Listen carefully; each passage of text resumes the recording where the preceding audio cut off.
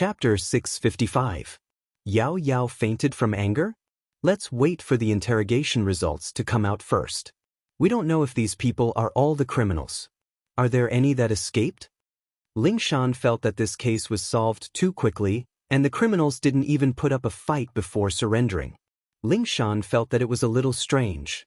Although they didn't have any hostages, and it was impossible for them to escape from the police, Ling Shan still felt that there was more to it than meets the eye. Especially the main surgeon. Why did he commit suicide? Did he have no choice, or did he commit suicide? She had to investigate all of these, and it was too early to say that the case was solved. Meng Yao didn't have a big appetite. Although she was eating as much as she could, 6 dishes and 1 soup wasn't something she could finish alone. She ate a few mouthfuls of each dish and was almost full. Meng Yao could only comfort herself. Although she didn't eat much, she ate every dish. This way, the nutrition was balanced, and her body was healthy. Who cared if Tang Yun thought that she was wasteful? As long as she was happy. With that thought, Meng Yao didn't force herself to eat anymore. After a few mouthfuls, she put down her chopsticks. Shoo, I'm full. Let's go back to class. Oh, but Yao Yao sis, you haven't finished yet? Yu Shu pointed at the food on the table. Nope, I can't eat anymore. You don't want me to become like you last time, do you? Meng Yao really couldn't eat anymore. Oh, never mind then. Yao Yao sis, you always want to assassinate me, but I don't want to assassinate you. Yu Shu said. Meng Yao was speechless. When did I assassinate you? The two walked out of the cafeteria hand in hand. When they passed by Tang Yun's table, the miss raised her head proudly. She didn't even look at Tang Yun. Xinwen curled her lips. What are you so proud of? You can't finish it, right? What a waste of food. Meng Yao was angry, but she didn't care. This kind of thing wouldn't be solved in a short period of time. There were more people in the cafeteria now, and Meng Yao didn't want people to laugh at her. Back in the classroom, Meng Yao and Yu Shu took out their MP4s and started watching cartoons. They'd watch cartoons whenever they had free time in the afternoon. Yao Yao, has Zhong Pingliang been bothering you these past few days? Yu Shu, on the other hand, wasn't used to it. Pingliang used to chase after Meng Yao every day, and Yu Shu was always able to get some benefits from him. What, you want him to come? Meng Yao felt that her life was much more peaceful without Pingliang bothering her. Oh, he's not bothering you anymore, so you don't need a shield anymore? Is Shield Bro going to be fired? Yu Shu said, a little reluctant. Yu Shu's words startled Meng Yao. She hadn't thought of this problem before, and she hadn't thought about it at all. That was right, he'd asked Lin Yi to come in the first place to find a shield and get rid of Pingliang's harassment. Now that he had achieved his goal, Zhong Pingliang had shed all pretense of cordiality with him. After what had happened before, there was no way he would pursue him anymore. So Lin Yi's work is really over? The miss felt a little sour in her heart.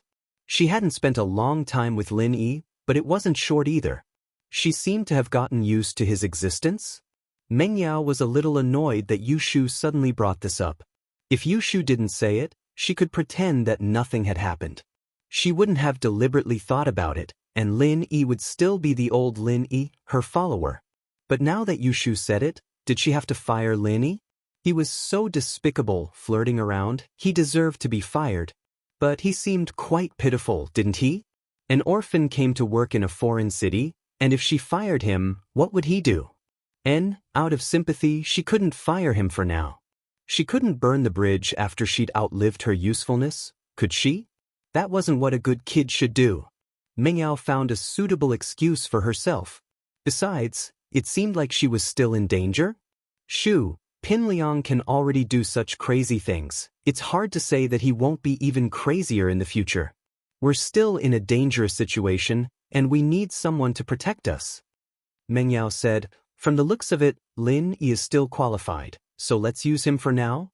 Besides, he's quite pitiful. He's an orphan, otherwise he wouldn't be homeless. Oh, he can stay at Tang Yun's house. Yu Shu interrupted. Meng Yao raged and glared at Yu Shu. Was this girl doing it on purpose? Yao Yao sis, why are you glaring at me? Did I say something wrong? Oh, I know, if you want to pursue Shield Bro, you can't let him stay at Tang Yun's house. Yushu said with a smile, I finally found out Yao Yao's secret. I'm the spy, Shu 007. Meng Yao was furious. Who wants to pursue Lin? I'm the miss, how can I pursue him? He should be the one pursuing me, I might not even say yes. But thinking about how Lin ignored her, Meng Yao's blood rushed to her head, and she didn't know why, but she felt dizzy and laid on the table. Yao Yao sis? Yushu saw that Meng Yao was ignoring her, so she called her. But Meng Yao didn't reply, and Yushu was a little scared. I'll stop, okay? I'm just joking, don't ignore me, okay? Meng Yao still didn't move. Yao Yao sis, what are you doing? Don't ignore me, I'm your best friend. Yushu thought that Meng Yao was really angry, so she went to pull her arm coquettishly.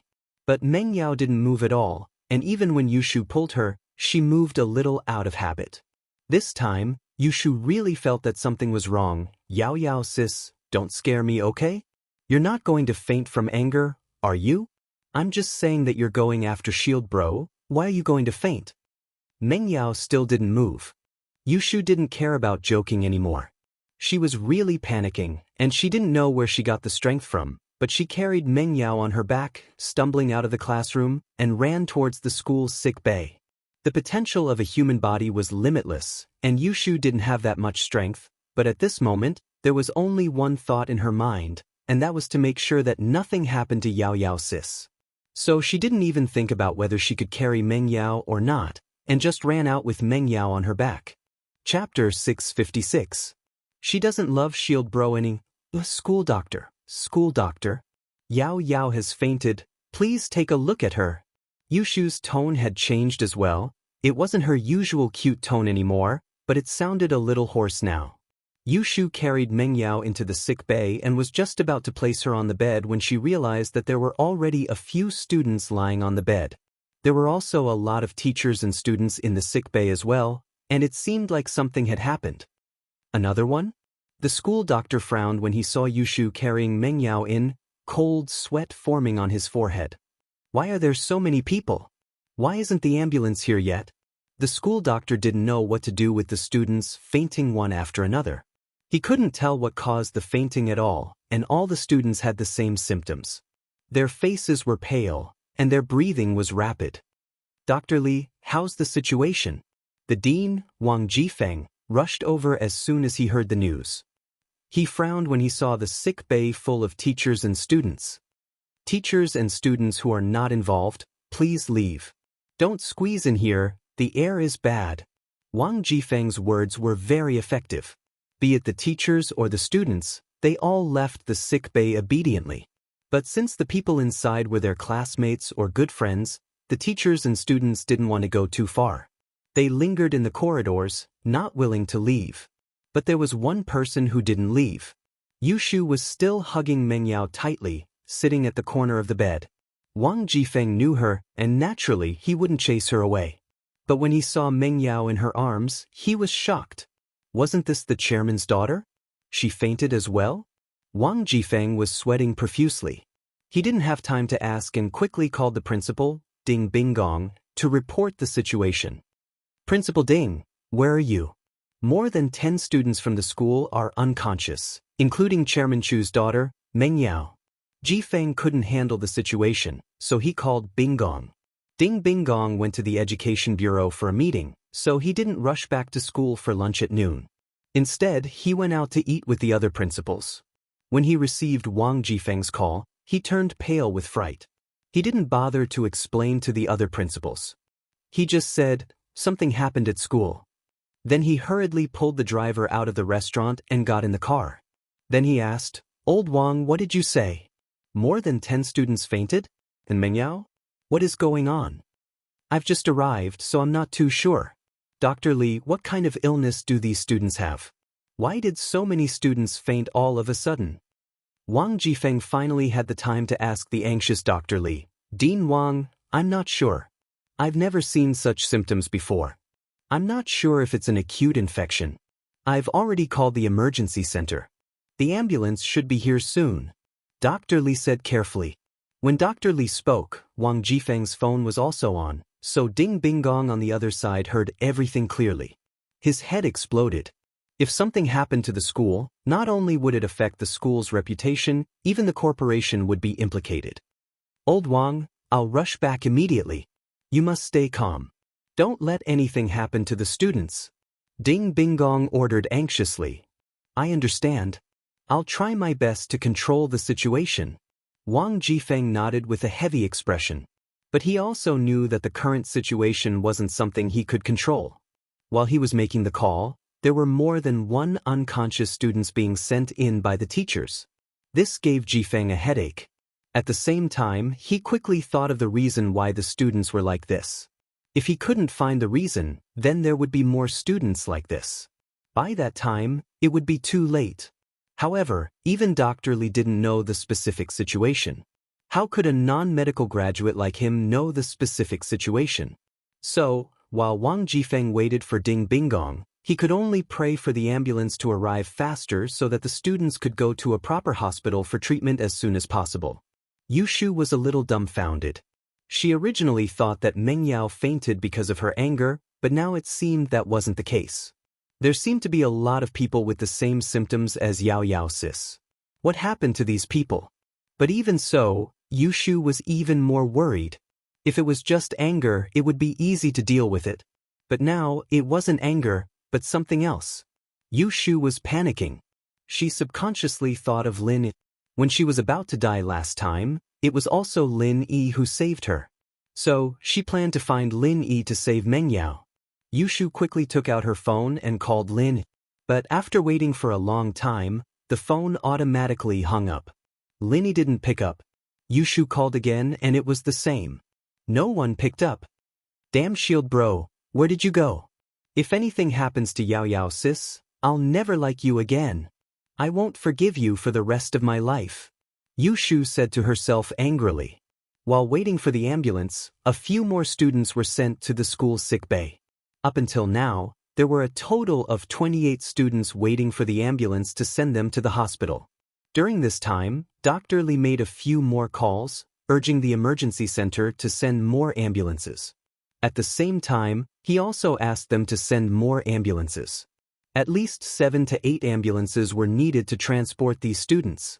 However, in the following time, until the first class in the afternoon, no more students were sent to the school sickbay. It seemed that this round of fainting had stopped temporarily.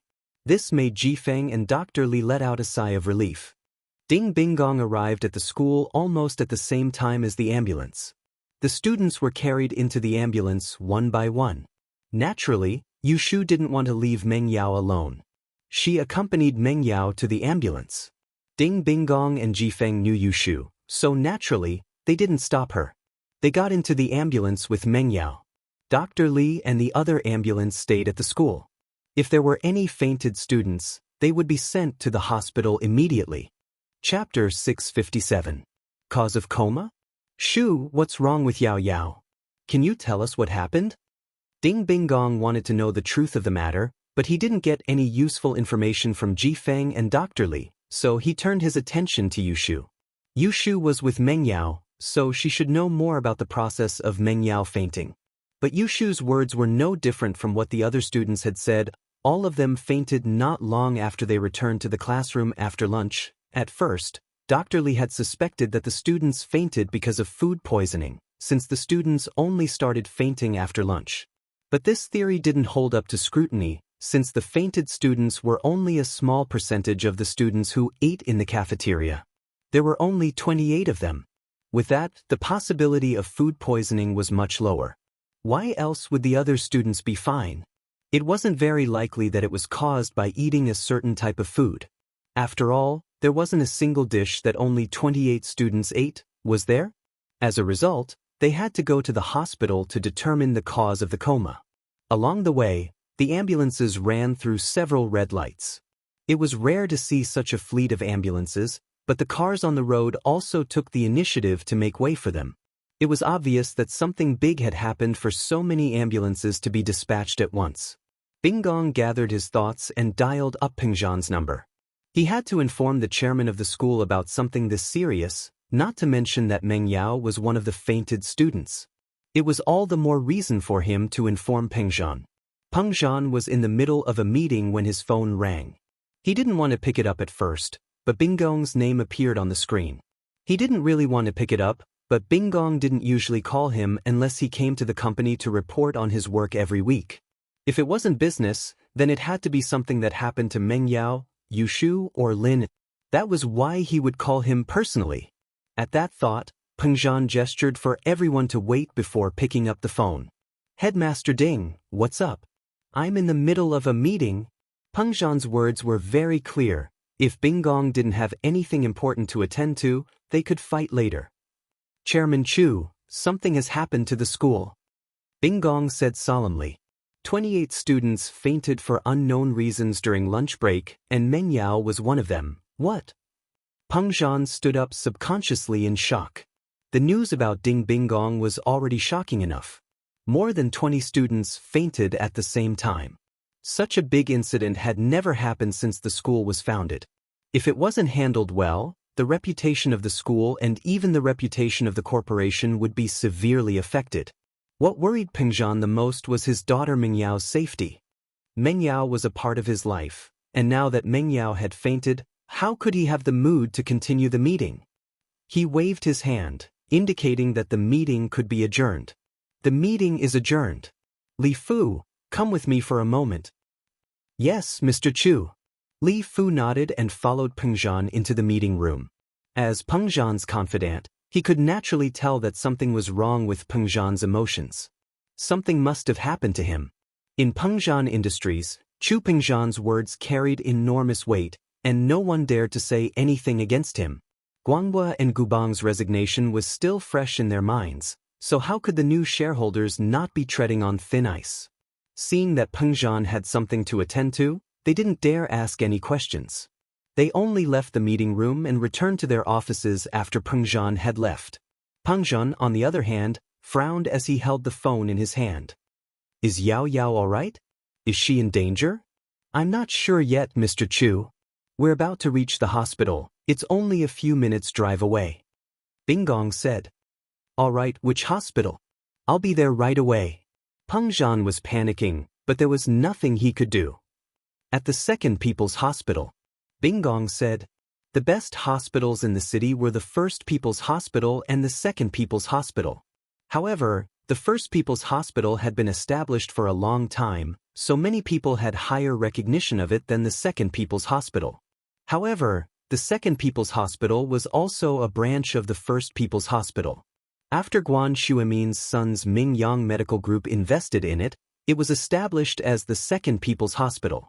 The doctors here were also from the First People's Hospital, and the medical facilities were also the latest.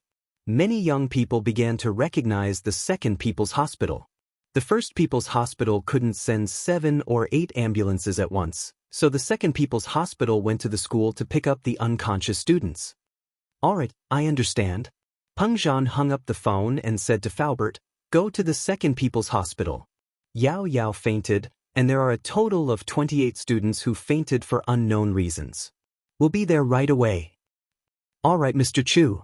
Faubert heard that Meng Yao fainted as well. He quickly started the car and rushed to the Second People's Hospital. 5 minutes later, the ambulances stopped at the entrance of the Second People's Hospital. There were already medical staff waiting at the entrance, and they pushed the unconscious students to the emergency room one by one. Yu Shu sent Meng Yao to the emergency room. It wasn't until the doctor told her that the patient's family could only wait outside that Yu Shu let go of Meng Yao's hand reluctantly. Yao Yao sis, you have to hold on. Bing Gong, Jifeng, and Yu Shu waited at the entrance of the emergency room, anxiously waiting for the results. Principal Ding, Dean Wang, Shu. Peng Zhan rushed to the hospital quickly and saw the 3 people outside the emergency room. He strode over, and Faubert accompanied Peng Zhan anxiously at the side. Mr. Chu. Uncle Chu. Bing Gong, Jifeng, and Yu Shu called out at the same time. Bing Gong smiled bitterly and said to Peng Zhan, they're all in the emergency room, we don't know the results yet. Peng Zhan nodded, and his face was also anxious. How's the school? We have to be stable, don't let the students panic. Chapter 658. A heated argument. We still have to inform them of this. Peng Zhan sighed. Don't push the responsibility away. If it's really the school's fault, then we have to give the parents an explanation. Even if it's not the school's fault, we have to do our best to save the students. The medical fees will be covered by the company. Alright, Dean Wang, I'll leave this to you to communicate with the parents. Make sure not to escalate the conflict and maintain the school's reputation as much as possible. Bing Gong instructed Jifeng. Alright, Headmaster Ding, I'll do that right away. Jifeng nodded and started calling the school staff to compile the files of the fainted students. Soon, the parents of the students who got the news rushed to the hospital. It was a mess at the entrance of the emergency room. Some parents were still able to ask about their children's situation normally, but some parents directly shouted, "What's wrong with my child? He was fine when he was sent to your school. Why did he faint? What did you do? If anything happens to my child, I'll tear down your school. Who's the headmaster? How is your school run? Why did my child faint when he was there?" Everyone, stop arguing.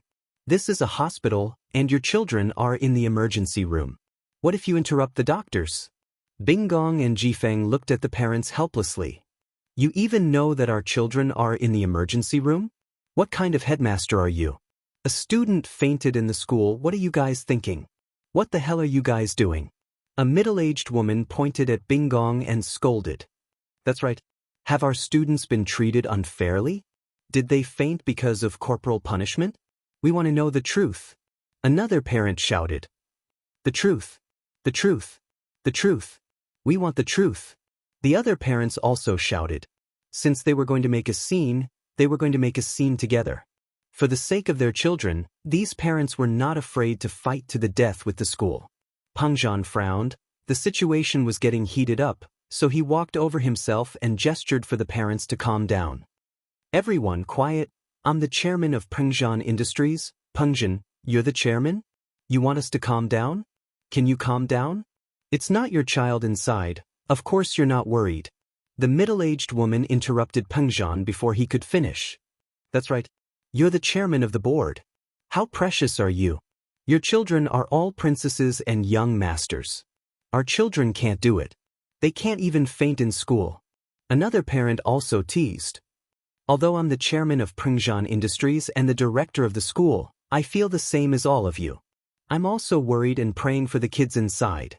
Peng Zhan said, as parents, what we should be doing now is waiting for the results from the doctor, not making a scene.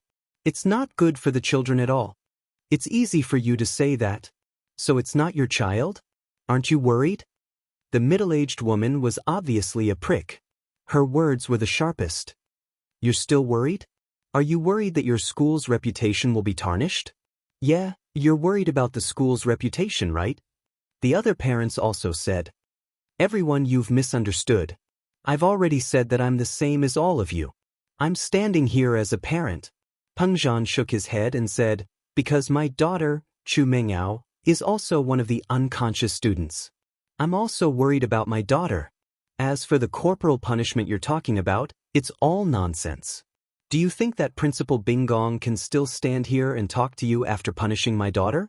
He would have been expelled by me a long time ago. Peng Zhan's words stunned all the parents. They never would have thought that Peng Zhan's daughter was also one of the unconscious students. Then all their previous guesses were really wrong. Unless the teachers and the principal had the guts to not continue working in the school, they wouldn't punish the director's daughter. The middle-aged woman who was the loudest just now also stopped moving. She was a little ashamed. It seemed like she had wronged Peng Zhan. The chairman's daughter was also unconscious. What right did she have to criticize Peng Zhan? They were just parents who were worried about their children. So the only thing we can do now is to wait for the doctor's results. If it's really the school's responsibility, then the school will definitely take responsibility. Even if it's not the school's responsibility, the school will try its best to treat the children, and the medical fees will be covered by the school. Peng Zhan continued. Hearing Peng Zhan's words, the parents didn't say anything. Peng Zhan's words were reasonable, and they couldn't refute him. Why not wait for the doctor's results first? Time passed, and Peng Zhan and the parents were anxiously waiting for the doctor's results. The emergency room lights were still on, meaning that the rescue was still ongoing. After all, there were more than 20 students, and it wasn't a problem that could be solved in a short amount of time. Suddenly, there was a flurry of footsteps and noise. A few people who looked like reporters rushed over with cameras and microphones. Some of them were bribed by Zihua, and some of them were friends of the bribed people. They were here because they had received a piece of news that 28 unconscious students were admitted to the hospital. This was big news, and even those who weren't bribed were more than happy to be a part of it. Hello, I'm Direwolf, a reporter from XX Daily. I heard that there was a terrible collective coma incident in Songshan's first school. May I ask if you are the parents of the students involved? This guy was one of the reporters bribed by Zihua, and he was also the leader of this interview. He used to be in the underworld, but he was beaten up by a special forces soldier when he went out to show off. He couldn't stay in the underworld anymore, and so he used his connections to become an interviewer for a street tabloid. One had to admit that this direwolf was quite mean. The moment he came up, he sharpened the conflict and made it into a terrible collective coma. Chapter 659. Notification of critical condition. Could it be that someone leaked the news? Or was there someone in the school who hated him and wanted to make a big deal out of this? Or was there something else going on? But it didn't matter who called these people over. Peng Zhan had to think of a way to deal with them, otherwise they'd go back and write whatever they wanted, and it'd affect the school's reputation severely. I'm the chairman of Peng Zhan Industries. May I ask, where did you get this news? Peng Zhan had to come out and face the reporters. Oh, Chairman Chu is here? That's great, let's interview you directly. Direwolf rolled his eyes and pointed the spearhead at Peng Zhan. As long as Peng Zhan said something wrong, he could use it as a pretext. We heard that a school under your company had such a terrible incident. As the chairman of the company, what do you think about this? Is it a lapse in management, or someone is neglecting their duties, or are some teachers involved in crimes? Direwolf was famous for his sharp tongue. The few questions he asked were all very sharp and harsh. This reporter friend, I don't know how you got the news of this so-called evil group incident.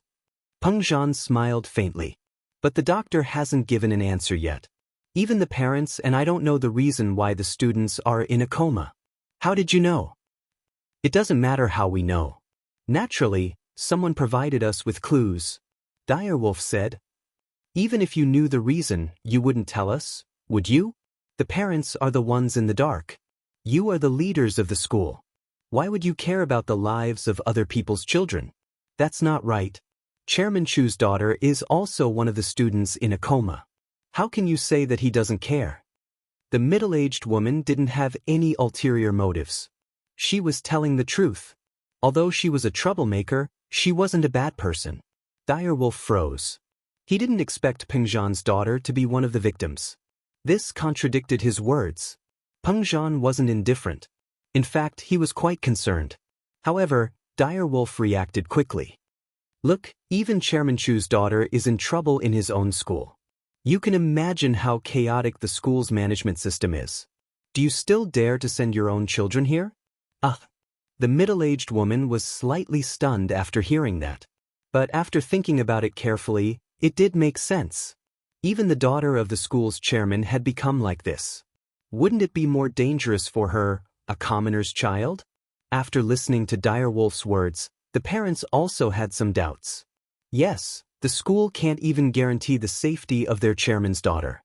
How can they guarantee the safety of other students? Calm down, everyone. Peng Zhan waved his hand. Didn't I tell you before? I don't know the real reason why the students are in a coma, and neither does the school doctor. We'll have to wait for the results from the secondary hospital's doctor. If it's really the school's fault, then the school won't push the blame away. It's still too early to talk about this. Peng Zhan's words temporarily calmed the parents down. Yes, their children were still in the emergency room. It was still too early to get angry before the cause was clear. Direwolf didn't expect Peng Zhan to solve the problem this way. He frowned. But he had taken the 20,000 yuan from Zihua. He was prepared to ruin Peng Zhan's school. He couldn't just give up like this. He couldn't just go back and write whatever he wanted. If he did, Peng Zhan would definitely sue them for defamation. If he made these parents angry, then it wouldn't be defamation anymore. What he wrote represented the wishes of these parents. Peng Zhan could only vent his anger on these parents. But in the current situation, Direwolf couldn't say much. However, he wasn't stupid. He thought of a solution after thinking for a while. Since he couldn't incite these parents now, he might as well wait for the results of the hospital's examination to come out. He could then make an issue out of the results. Of course, he didn't know that the mastermind behind this fainting incident was Zihua. He also didn't know that Zihua was the one who sent people to poison the school. He only thought that Zihua had some conflict with Peng Zhan and wanted to use this opportunity to ruin Peng Zhan Industries and Songshan's first school. After waiting for another half an hour, the emergency room door opened. A doctor in a white coat walked out hurriedly. He saw the people at the door and said, "You are the patient's family, right?" "Yes, I am. How is my child?" The middle-aged woman and the group of parents immediately surrounded them, waiting for the doctor's news. Although Peng Zhan wanted to ask, he was representing Peng Zhan Industries now. Although he was worried about his daughter, he could only wait for the doctor to answer the parents first. "The situation is not good," the doctor said. "When the patient was sent here, we initially thought it was food poisoning. But after our tests, the food in the patient's stomach didn't contain any substances that could cause a coma." The parents were dumbfounded. If it wasn't food poisoning, then what was it? And the patient's symptoms don't match the symptoms of other acute infectious diseases. Of course, it could also be caused by a new type of virus. The doctor said, "All the patient's conditions are very unstable. Their physiological functions are declining rapidly. We've already given the patients fluids, but they are not out of danger yet. Instead, their condition is worsening. We've already isolated the patients to prevent the possibility of spreading the infection." They're not out of danger, but worsening? The parents were even more dumbfounded. What was going on? Even the hospital couldn't solve it? "Yes, we've already reported it to the higher authorities. We've also notified the experts in the medical field. We'll have a consultation later, but it's hard to say if there's a solution." The doctor said, "These are the notices of critical illness. Please find your child's copy and sign it." Critical illness notice? The parents were completely at a loss. They didn't expect that a coma would become a notice of critical illness. "What will happen if we don't sign it? We want to see our children," another parent asked. Chapter 660. Stay with Yao Yao sis. The parents were in a mess with the notice, and Peng Zhan was dumbfounded. He was no longer thinking about the impact this incident would have on the school. He was worried about his daughter. From Peng Zhan's point of view, his daughter was more important than the company. He could lose the company and he could always start over. Although he wasn't young anymore, he wasn't an old man either. He could still fight and fight. But if his daughter was gone, everything would be over, and life would lose its meaning. The doctor's words were like thunder. Peng Zhan didn't expect this to happen to Meng Yao. If he could, he would rather be the one who got sick instead of his daughter. While the parents were panicking, the happiest person was Direwolf. He finally thought of a breakthrough. "Everyone look, how dangerous is Songshan's first school? There's an unknown virus. Is it a biochemical base?" Direwolf's voice rang again. Even Chairman Chu's daughter couldn't escape. "You can imagine how scary it is. The child fainted, and you can't even find the reason. Think about your child. She was happy and healthy when she went to school in the morning, but a few hours passed. What are you holding in your hands? Notice of critical illness. I'm not saying something unlucky, but there aren't many patients who survived after receiving this notice. This is too scary, especially when they don't even know how they died." The parents heard Direwolf's words, and they regretted sending their children to Songshan's first school. At first, they thought that Songshan's first school was the best school in the city, but they didn't expect their children to step on the road of death. Direwolf was overjoyed, and he quickly asked someone to record this scene with a recording pen and a camera.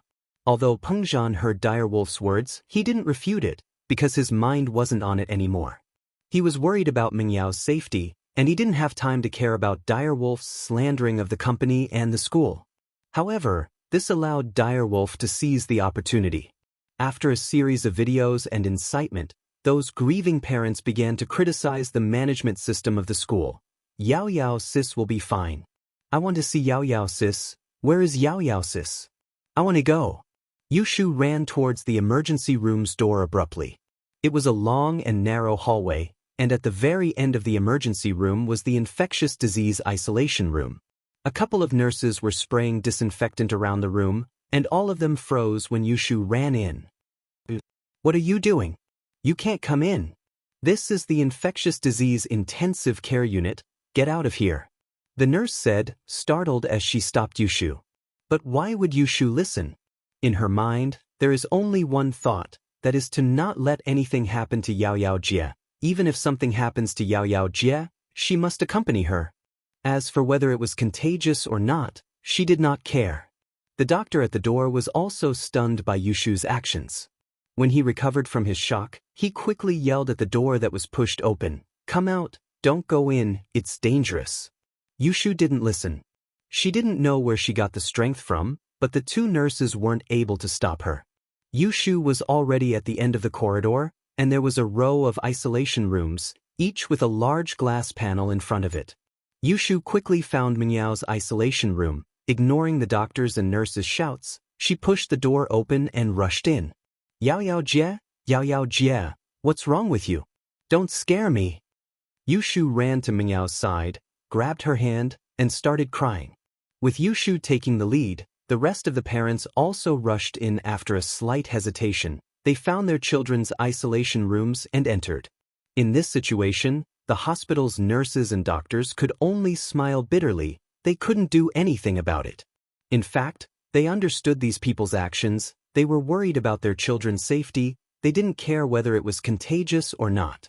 Since you guys have entered, before the isolation is lifted, you can only stay in the hospital. The doctor stood in the corridor helplessly and shouted, "Your movement is temporarily restricted." The parents didn't care. They wanted to stay by their children's side. Even if they were asked to leave now, they wouldn't leave. Pengzhan and Faubert followed. Pengzhan entered Mingyao's isolation room, and Faubert followed without hesitation. This also showed how loyal Faubert was to Pengzhan. He was actually willing to risk his own life. Yao Yao. Miss Chu. Pengzhan and Faubert rushed to Mingyao's bedside, seeing Yushu holding Mingyao's hand and crying. Pengzhan sighed. Yao Yao and Shu grew up together. They were very close. They weren't biological sisters, but they were closer than biological sisters. If anything happened to Yao Yao, Shu wouldn't feel better than him. She might not even be able to take it. Mingyao's face was very pale, without a trace of blood. There were a lot of wires connected to her body. Although Pengzhan couldn't understand the numbers on the screen, it couldn't be good. Shu, you should stay away from Yao Yao. Don't let her get infected. As a senior, Pengzhan naturally had to remind Yushu. Otherwise, if Yushu really got infected, he would be sorry to Yushu's parents. No, I don't want to leave. I want to stay with Yao Yao, sis. Yushu shook her head. I want to wait for Yao Yao, sis, to wake up. Pengzhan saw Yushu's determination. He didn't insist. Dire Wolf and the reporters saw that the parents entered the emergency room. They looked at each other. Those parents dared to go in, but they didn't. This infectious disease was not a joke. If he was not careful and got infected, wouldn't that be the end of him? But Dire Wolf was the leader, and more or less gave them some benefits, so it wasn't good to leave immediately. So he suggested, Wolf bro, why don't you go in and interview them? We'll wait here? Forget it, let's go. Dire Wolf was also a person who was afraid of death. How could he risk his life for 20,000 yuan? Shaking his head, he brought these people back. The current material was enough. Even if they didn't continue the interview, it was enough to write Pengzhan Industries into pieces. Chapter 661. Guan Shuemin's opponent. Because of the huge impact of this incident, the health department took it very seriously after the hospital reported it. They immediately gathered some famous doctors in the medical world to form a team of experts and rushed to Songshan's Second People's Hospital for a consultation. Guan Shuemin was one of the people in charge of this team of experts. He didn't usually make house calls, but this was a serious matter, and it was an unknown situation. Guan Shuemin was highly respected and experienced, so of course he had to participate. Soon, the entire team of experts entered the emergency room to analyze the patient's condition. I think this is an unknown new virus. Zhang Weikong, one of the people in charge of this team of experts and the president of the Medical Association, said, "We need to report this to the International Health Organization immediately and have them send foreign experts here for research." Dr. Zhang, isn't it too early to say that it's an unknown virus? Guan Xuemin had a different opinion. According to the school, all the students got sick at the same time, and the students who got sick only made up a small percentage of the entire school. If it's an acute infection caused by an unknown virus, then isn't the timing a little too coincidental? Could it be that the virus was arranged to infect all the students at the same time? Guan Xuemin's words were sharp, but he pointed out the crux of the matter, which was that this incident wasn't an unknown virus infection. But Guan Xuemin's last sentence was hilarious, and it made the experts burst into laughter. Zhang Weikong's expression changed. He and Guan Xuemin weren't on good terms. Although he was the president of Songshan's Medical Association, everyone in Songshan's medical field knew that Guan Xuemin was the best in the medical field. Then with Miracle Dr. Guan's wisdom, what's going on? Zhang Weikong laughed coldly, purposely calling Guan Xuemin Miracle Dr. Guan. It seemed like it wasn't a big deal since Guan Xuemin's company was called Miracle Dr. Guan Medical Company, but saying it at this time was very sarcastic. Guan Xuemin could hear the sarcasm in Zhang Weikong's tone, but he didn't care. He was a person of knowledge, and he didn't care about fame. This was also the reason why he refused to be an official in the Medical Association. Otherwise, Zhang Weikong wouldn't be the president of the Medical Association. Based on my experience, I think it's more likely that he was poisoned. My illness acted up not long after I had lunch, and the timing of my illness was very close. My current symptoms are similar to those of poisoning. Zhang Weikong laughed coldly and interrupted Xuemin. Miracle Dr. Guan's analysis is very insightful, but it's a shame that even though you're a miracle doctor, you should take a look at the case before expressing your opinion. Otherwise, not only will it waste our time, but it will also waste the patient's precious resuscitation time. The medical records clearly state that no toxic ingredients were detected in the food in their stomachs. May I ask how they got food poisoning? That's not surprising. What if the toxic substance has already been absorbed by the human body? Guan Xuemin wasn't angry at all. Academics needed to be skeptical, and he was happy to see people questioning him. Absorb? You mean, the patient only absorbed the poisonous substances and left the non-poisonous food in his stomach? Zhang Weikong laughed out loud. According to what you said, these people's stomach function is really strong, right? How could he tell if it was poisonous or not? And he purposely absorbed the poisonous ones? Zhang Weikong's words attracted some laughter, but these experts didn't help either side. They wouldn't get involved in a fight between gods. I've seen similar records in some ancient medical books. Guan Xuemin didn't mind and continued to explain. There are some poisons made from Chinese herbs and insects that can be quickly absorbed by the human body. Ancient medical books? Let's not talk about whether or not these books are fake. Even if they were real, how would we know if what was written in them was correct? Zhang Weikong obviously didn't believe Guan Xuemin's words. Don't forget, the hospital has already called the police. The police have sealed the cafeteria and tested the food in the cafeteria. They didn't find any toxic substances. Plus, there were so many students eating in the cafeteria, why were only these few poisoned?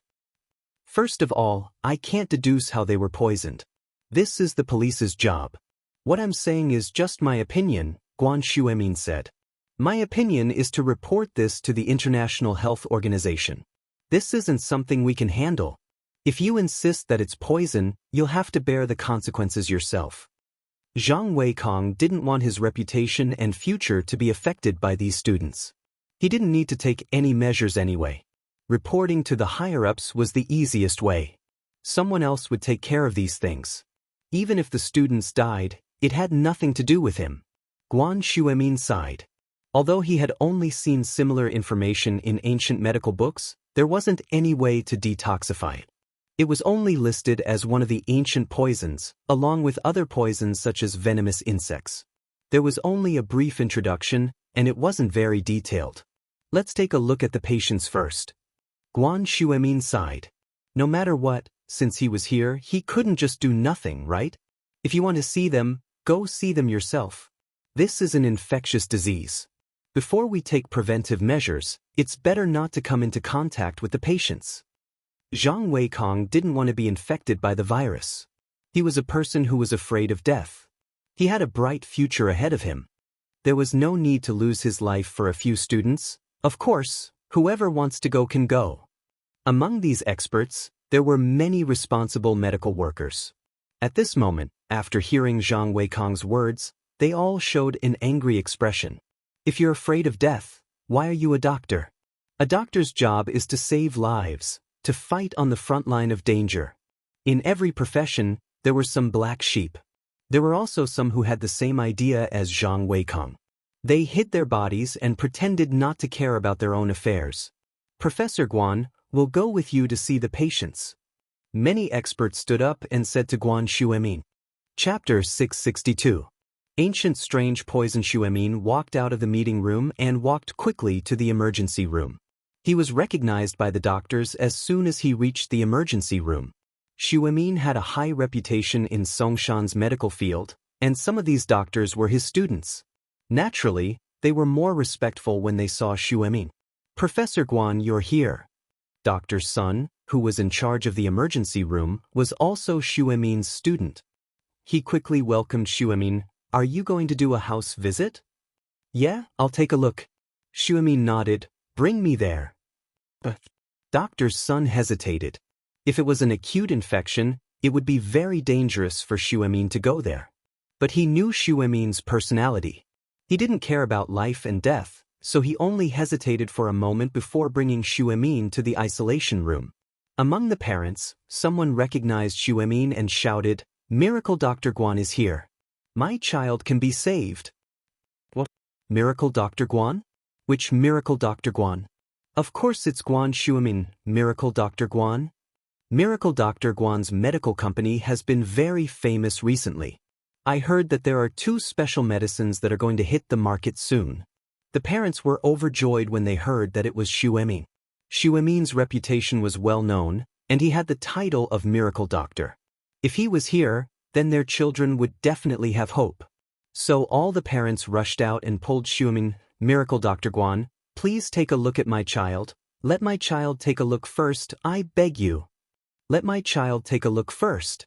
My family only has 1 son in 3 generations. Let my child take a look, I beg you, I'm begging you. I only have 1 daughter, and her mother died giving birth to her. I can't lose her. The parents were in a mess again. They all wanted Xuemin to treat their children first. Peng Zhan could see everything clearly from the isolation room, but he didn't want to get involved. He was worried about Meng Yao's safety, but the other parents were worried about their children as well. He was the chairman of the school, so how could he compete? Moreover, as long as the cause of the illness was found, it would be easy to treat it. Dr. Sun felt a headache when he saw the parents, but he said, Everyone, please be quiet. You will only waste precious time like this. Let Professor Guan choose which room he wants to go to. As long as we find the cause of one disease, we can start to treat them in batches. Dr. Sun's words woke the parents up. They stopped talking and waited for Guan Xuemin to make his choice. Guan Xuemin didn't look at the expectant gazes of these parents. Instead, he casually walked into an isolation room closest to him. 2 of the parents were instantly overjoyed. Obviously, they were the parents of the children in the ward. Guan Xuemin ignored these people and went to the unconscious student's side. Soon, he was in the zone. 10 minutes later, Guan Xuemin shook his head. The patient's pulse was very weak, which meant that the patient's physiological functions were weakening. The patient's vital signs were also very weak. If this continued, the patient would die by tomorrow at the latest. But there was nothing Guan Xuemin could do. This kind of weakness was similar to an old man at the end of his life. It was as if he had used up all of his life force and was walking towards the end of his life. Theoretically speaking, there was no way to save him. But the patient was only a child in his teens. He wasn't an old man at all. It was very strange for this to happen. Nothing had happened before. Suddenly he became like this. If he wasn't poisoned, then what was it? Guan Xuemin's heart was even more determined. As for the so-called bacterial infection, Guan Shuemin didn't really believe it. It was just a possibility. 1,000-year-old poison. Did such a poison really exist? If it did, how did these children get poisoned? Who was the culprit? Was it unintentional or intentional? Guan Shuemin couldn't figure it out. At this moment, he was trying his best to recall the ancient book that he had read. He wanted to recall the antidote from it, but helplessly, Guan Shuemin couldn't think of a similar explanation no matter how hard he racked his brain. Did he really have to give up? There were 28 children here. Guan Shuemin really didn't want to see them die just like that. Suddenly, a person appeared in Guan Shuemin's mind. Guan Shuemin took out his phone and dialed a number. At this moment, he could only ask for help. Other than that, there was no other way. Lin Yi took his clothes and phone and left Zhang Wen's kidney trafficking company headquarters. Zhang Wen's headquarters was in the suburbs. Usually, there weren't many cars passing by here. If Lin Yi wanted to go back to school, he could only walk to the bus station near the suburbs and take a taxi or bus. While waiting for the taxi, Lin Yi took out his phone to check the time. He realized that there were a few missed calls. Lin Yi suddenly remembered that before he pretended to be unconscious, Lin Yi set his phone to vibrate so that Zhang Wen wouldn't take the call out. He forgot to turn it back after he left the kidney trafficking company. He checked the caller ID and realized that they were all from Yushu. Lin Yi didn't know why Yushu was looking for him. There were more than 10 calls. Could it be that the miss was looking for him? Lin Yi's heart skipped a beat as he recalled the fight between Meng Yao and Tang Yun. Could it be that the miss and Tang Yun were fighting again? Thinking about this, Lin Yi quickly called back. The sudden ringing shocked Yushu. Peng Zhan and Faubert were also shocked. Meng Yao took out her phone and looked at the caller ID. It was Lin. She quickly picked up the phone. "Shield bro, where did you go? Why didn't you pick up? Yao Yao sis is going to die soon." Sob, you didn't pick up my calls. I've decided not to be with you anymore." Meng Yao was going to die? Lin Yi was shocked. Meng Yao was still fine when he left. He had only left for a few hours and Meng Yao was going to die? What had happened in the middle of this? "Shu, don't panic. What happened to Yao Yao? Where are you guys?" Lin Yi asked. "We are in the emergency room of Songshan's second hospital. Come quickly, Shield bro. If Yao Yao sis dies, I don't want to live anymore." Yushu was panicking, but the fact that she could contact Lin Yi gave her some hope. In Yushu's mind, Shield bro seemed to be able to do anything. Chapter 663. Speed car, okay. Yushu knew that explaining the situation to Lin Yi would save them some time, and so she told Lin Yi about what happened in the cafeteria. Lin Yi, on the other hand, frowned after listening to Yushu's story. Meng Yao just fainted out of nowhere? Lin Yi couldn't make a judgment based on Yushu's words, so he decided to go to the hospital first. "Sir, can you please drive faster?" Lin Yi was worried about the miss's safety. Living with the miss every day made Lin Yi develop some feelings for the miss. Although Lin Yi's master and old Lin had trained him to be a little cold-blooded, he wasn't a plant or a tree. Meng Yao wasn't just his employer. Lin Yi saw her as a friend. Otherwise, Lin Yi wouldn't be in such a rush. He was Meng Yao's follower, but he wasn't her personal doctor. Peng Zhan didn't tell him that he was obligated to take care of Meng Yao's illness. But the situation was different. Lin Yi was worried about the miss from the bottom of his heart, so he urged the driver to go faster. They were still quite a distance away from Songshan's Songshan Hospital, and it would take at least an hour at their current speed. "Kid, this car of mine is 5 years old, and it's not working well anymore. It's dangerous to drive fast, and I don't dare to drive fast." The driver smiled bitterly. "I know you're in a rush to get to the hospital, so how about this? I'll drive to a place with more cars, and you can switch to another car? As for the fare, it's up to you whether you want to pay or not." Lin Yi couldn't help but shake his head at the driver's words. They were still quite a distance away from the city, and Lin Yi couldn't wait any longer. "Let me drive, I'll pay you the fare, and I'll pay you an extra 500. Lin Yi took out his wallet and counted out 700 kuai, putting it on the dashboard. It was about 200 kuai to get to the hospital from here, so 700 was already a lot for Lin. The driver hesitated for a moment before asking, "Young man, do you have a driver's license?" Lin Yi took out his driver's license from his wallet and showed it to the driver. "Okay, then you drive." The driver gladly took the 700 yuan and parked the car on the side of the road. It was Lin Yi's turn to drive. The driver was also very clear.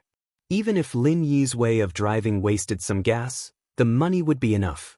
Even the money for the violation of the law was included, so why not? After Lin Yi got in the car, he started the car, put it in gear, and released the clutch in one go.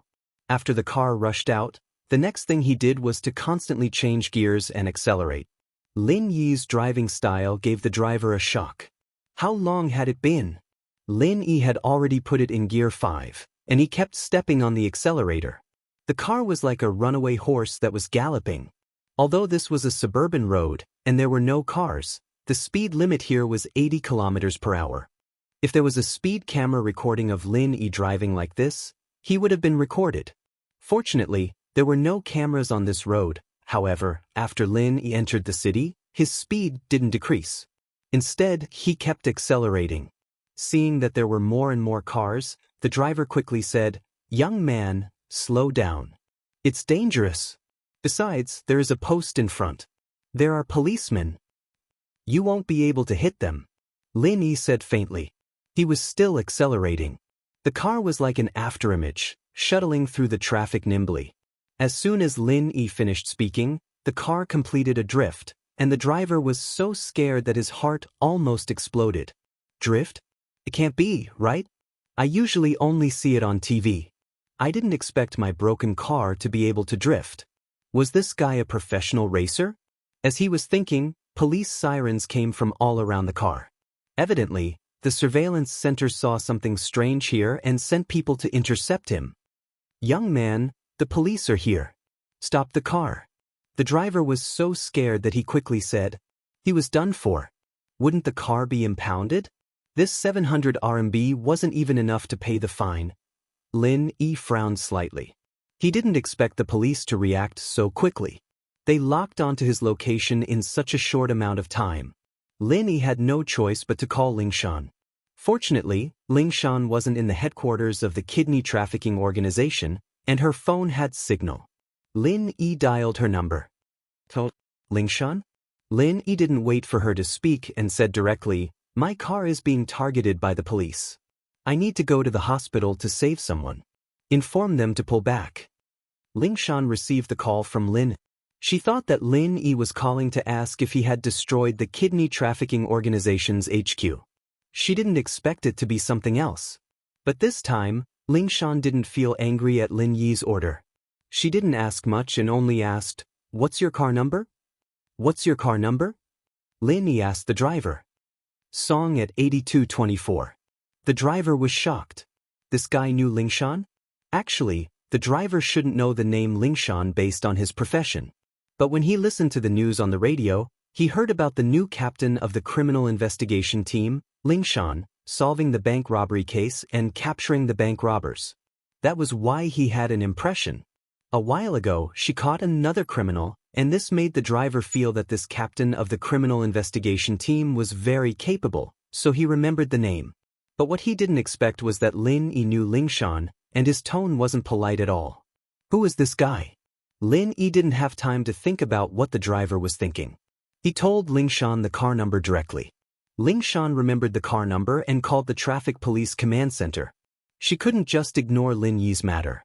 Besides, Lin Yi had made it very clear that he was going to the hospital to save people. Wait, hospital to save people? Lingshan suddenly remembered the report from her subordinates. There was a mass coma in Songshan's first school.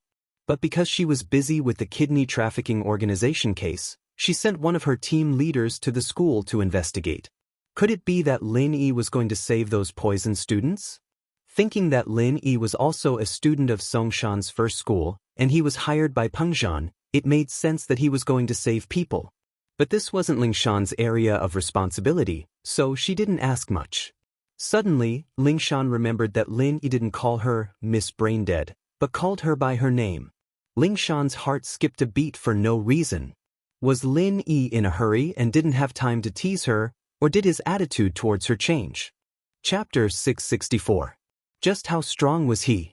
Lin Yi drove past another street, and the sirens of the police cars disappeared. Evidently, they had been notified. The driver was very impressed with Lin Yi, and it wasn't until Lin Yi stopped the car in front of the hospital that the driver came back to his senses. This was a driving god. He looked at the time, 19 minutes. It was a miracle, unbelievable. He never thought that his old car, which cost tens of thousands of kuai for 5 years, had the potential to be a sports car, or even faster than a sports car. Lin Yi's phone rang again when he got out of the car. He'd thought it was Yushu asking if he'd arrived, but it was Xu Emin. Lin Yi picked up the phone as he walked into the hospital. "Hello, Grandpa Guan, what's up?"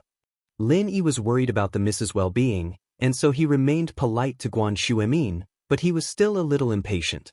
He wanted to finish the call as soon as possible. "Yi, where are you? Can you come over if you don't have anything to do?" Guan Xu Emin could hear the urgency in Lin Yi's voice. Something must have happened to Lin Yi, and it made his heart tighten.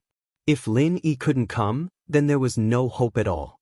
"I'm at Songshan's second hospital, my friend is in trouble, and I'm in a rush. I'm afraid I don't have time." Lin Yi replied quickly. "I'm sorry, Grandpa Guan, I'll call you when I'm done, okay?" Lin Yi pushed the door open and rushed into the emergency room. A doctor wanted to stop Lin Yi, but who knew that Lin Yi would be so fast? He went in the blink of an eye? Guan Xu Emin froze when he heard Lin Yi's word. Lin Yi was at Songshan's second hospital too? Also, why was there an echo when Lin Yi spoke? Guan Xu Emin raised his head and saw a figure dashing towards him. Who else could it be but Lin Yi? Lin Yi's here? Could it be that Lin Yi's friend was one of the poison students? Guan Xu Emin heaved a sigh of relief when he thought of this possibility. If that was the case, then there was hope for these students. Xu Emin hurriedly got up and followed. Lin Yi was surprised to hear someone call his name.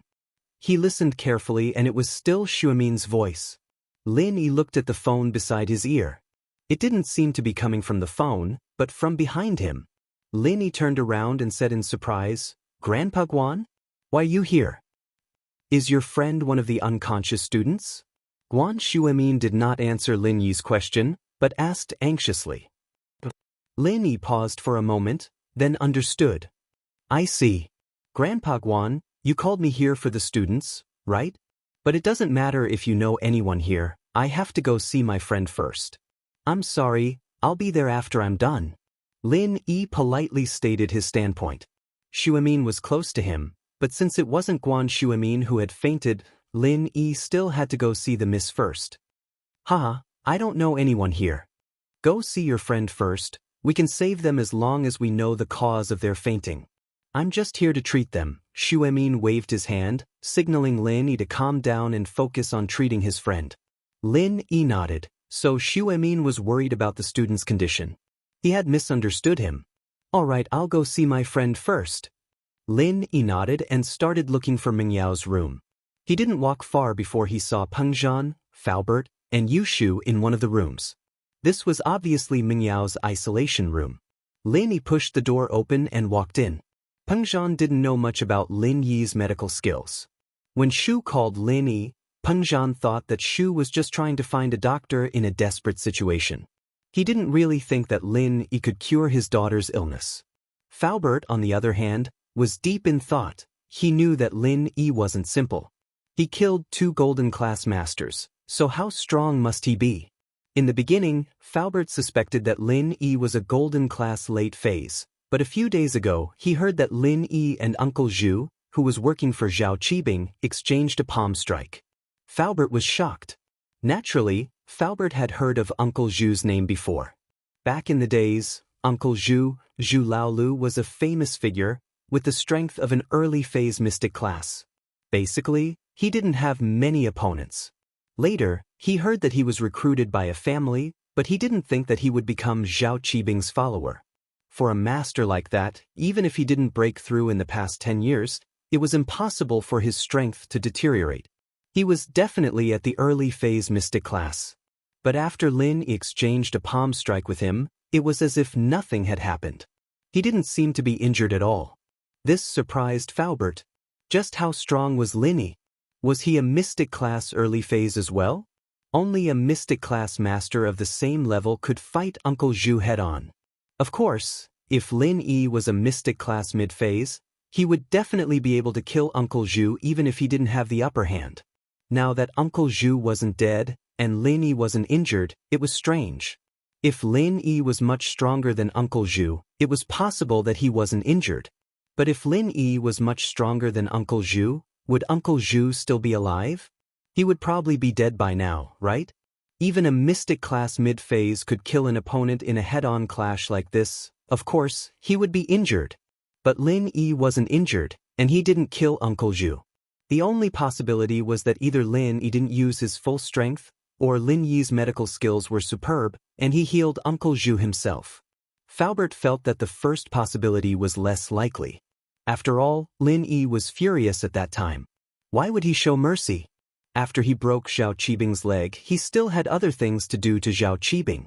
If he didn't care about Uncle Zhu at all, he could still continue to attack Zhao Qibing after killing Uncle Zhu. But Lin didn't do that and chose to leave.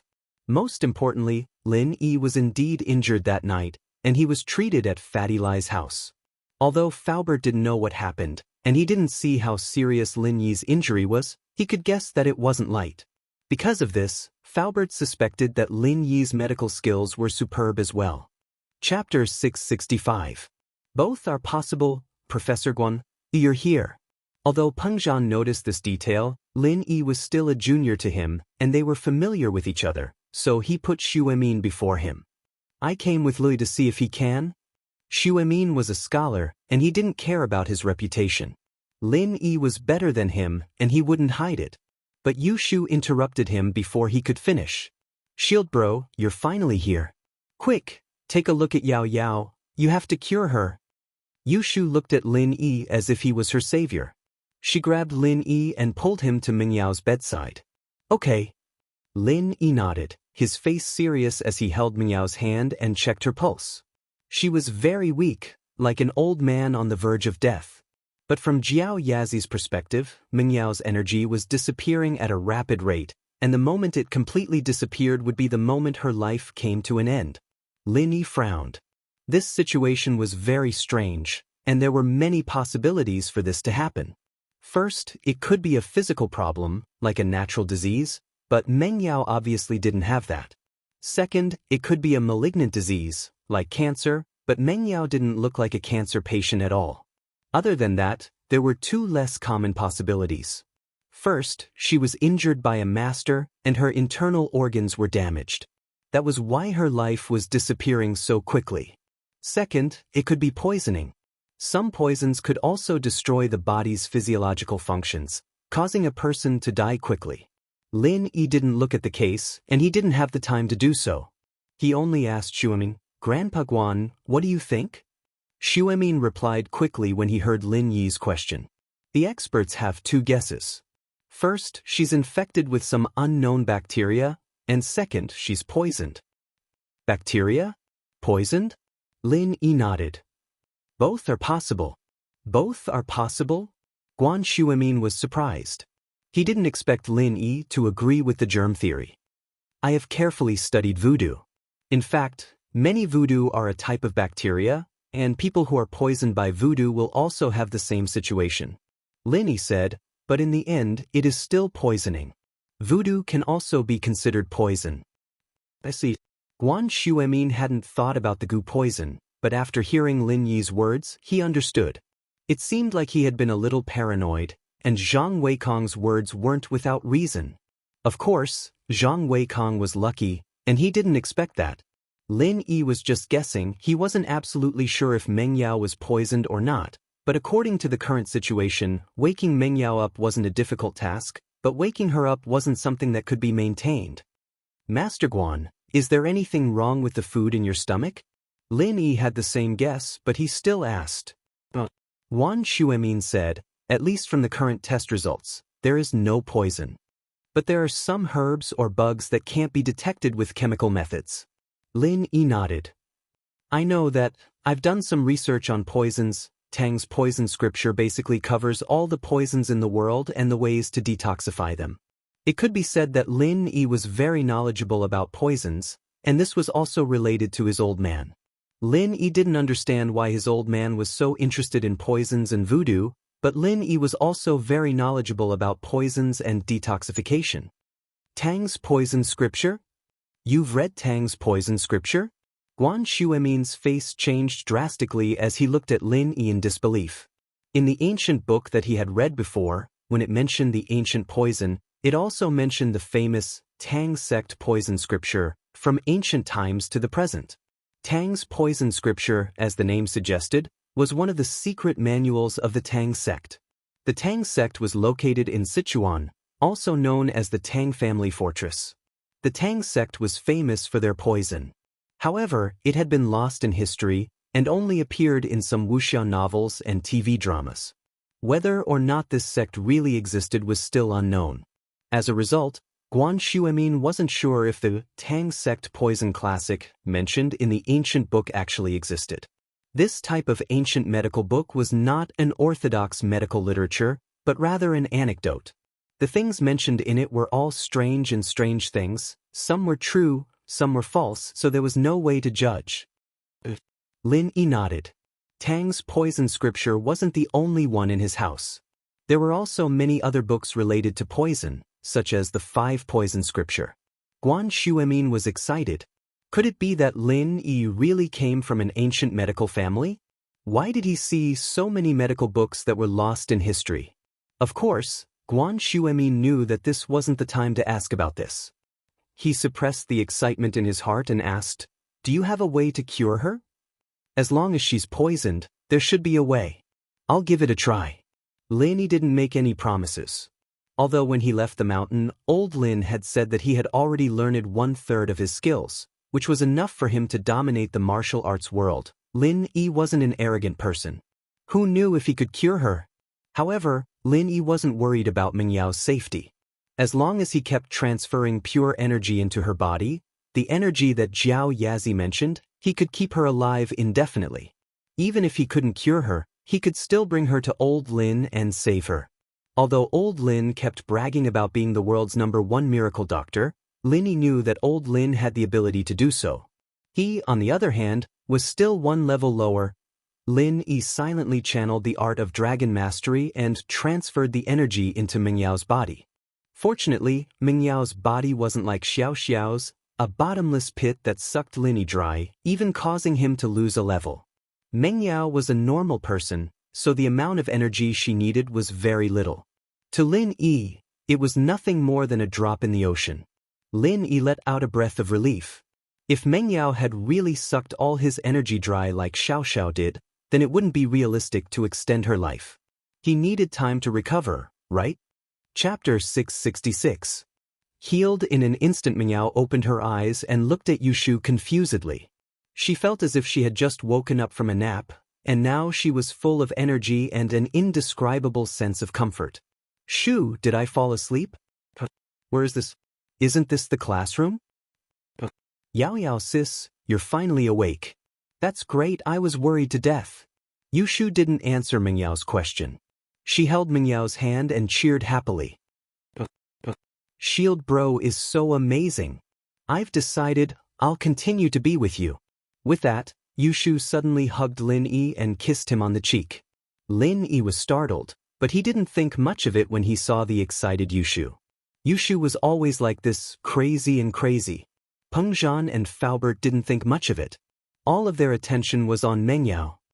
"Yao Yao, you're finally awake. That's great. How do you feel?" Peng Zhan didn't expect Lin Yi to really wake Mengyao up. This was completely out of his expectations. What confused him was that Lin Yi didn't seem to have done anything at all. All he did was hold Mengyao's hand, and Mengyao woke up after a while. Xuemin was shocked as well. Xuemin, on the other hand, was shocked as well. What had Lin Yi done? How did he make a person on the verge of death suddenly become so energetic? This was a miracle in the history of medicine. Only Faubert was deep in thought. He could roughly guess what Lin Yi did, but he didn't dare to believe it. But other than that, there was no other explanation. In the Wulin world, there was the concept of energy transfer. It referred to a person's energy, or qi, being transferred to another person through a special method. This usually happened when one of them was too heavily injured. In order to save him, the other person could only transfer his own true qi to him. Of course, there was a limit to the power imparting. The person imparting the power and the person being imparted had to be practicing the same type of cultivation technique. If the cultivation technique was different, the Jinqi in the body would naturally be different as well. Imparting power imparting rashly would not only fail to save the person, but even the person imparting the power might suffer a backlash. How did Lin Yi do it? Besides, it was one thing if Meng Yao was a practitioner of martial arts. Although the practitioner's qi was different, there were still some similarities. The problem was that Meng Yao was a normal person. How did Lin Yi pass his qi to her? Faubert was really shocked. Of course, he also understood that this kind of thing might involve the secret of the sect. It was taboo for martial artists to ask about the things of their sect. Naturally, Faubert would not ask about it. Even if he was curious, he could only keep it in his heart. I'm fine, and I feel like I'm full of energy. Why am I here? Meng Yao felt strange. Why did she feel like she was lying in the hospital? Dad and Faubert came to see her? Wasn't she in school? Yao sis, we were talking at noon, and then you fainted. I was scared to death, so I sent you to the school's sick bay. A lot of students fainted. Yushu said, don't you remember? I think I remember a little. I was so tired that I fell asleep. Meng Yao recalled the scene, and it seemed like it was true. Yeah, those doctors even gave you a notice of critical condition. What a mess. Yushu said angrily, I thought I would never see you again, but Shield Bro came and cured you in an instant. Those quacks, I'll scold them later. Ah. Meng Yao saw that Yushu was so worried about her, and her heart warmed. She was just curious about the doctor giving her a notice of critical condition. Naturally, she wouldn't think that those doctors were quacks like Yushu. There must be a reason for them to do this. Perhaps Lin Yi curing her wasn't as simple as Yushu made it out to be. Meng Yao looked at Lin Yi gratefully. Thank you, Lin Yi. It's nothing. Lin Yi smiled bitterly. Meng Yao waking up was only temporary, after all. Lin Yi could feel the energy draining from Meng Yao's body, and the speed could only be described as terrifying. It wouldn't be long before Meng Yao fainted again. Yi, why don't you take a look at the other students? Xuemin asked. Yeah, can you help the other students too? Peng Zhan knew that Lin Yi's actions weren't as simple as they seemed to be after his daughter woke up. He didn't know if Lin Yi would be willing to go save someone else, and so Peng Zhan only used a negotiating tone to ask. The cheers in Meng Yao's room attracted the attention of the parents in the other rooms. When they walked out and saw that Meng Yao had woken up, they rushed into the room. Godly doctor, please save our child, I beg you. Yeah, miracle doctor, I'm begging you, please save our children. They didn't see who it was that saved Meng Yao, but they were sure that it was one of the people in the room, so they called him a miracle doctor. The hospital had already issued a notice of critical condition anyways, so who could save a person in such a situation? If not a miracle doctor, then what was? Lin Yi looked at the parents, then at Peng Zhan, and immediately understood why Peng Zhan wanted him to save the students. If something really happened to these students, Peng Zhan's school and company would be implicated. What Peng Zhan and Lin Yi didn't know was that the dire wolf had gone back to the newspaper office and made a report, requesting for an extra edition of the newspaper to include the school's poisoning incident. He also wanted to update the newspaper's online version with this explosive news. This third-rate newspaper was privately owned, and it wasn't very famous. The editor was just worrying about how to increase the popularity of the newspaper, and suddenly seeing such explosive news, of course, he wouldn't let go of this opportunity to hype up. So he decided to let Direwolf follow up on this matter, reporting the progress of the investigation on the internet and the newspaper at the same time. Direwolf was overjoyed, and the title was Unknown Virus Flooding Songshan's First School, Horror Campus or Biohazard Crisis? The report immediately went viral on the internet. One had to admit that Direwolf was very cunning, and his title was very eye-catching. The content was even more amazing, turning a news report into a horror novel, analyzing the possibility of 28 students suddenly fainting in the school. The appearance of unknown bacteria caused a new wave of infectious diseases. Chapter 667. Tang Yun's hesitation, some even said that the school was actually a biochemical base with a lot of viruses planted inside. These students accidentally touched the source of the virus and the biochemical crisis broke out. Of course, this was all written in a speculative tone. It was just Direwolf's personal hypothesis. If you want to say that he was slandering, it was very clear that this was just speculation. All the truth was waiting for the police to investigate. This way, no one could find fault with it. Finally, Direwolf also used a warning tone to write that this kind of scary school, even the daughter of the school's chairman couldn't escape.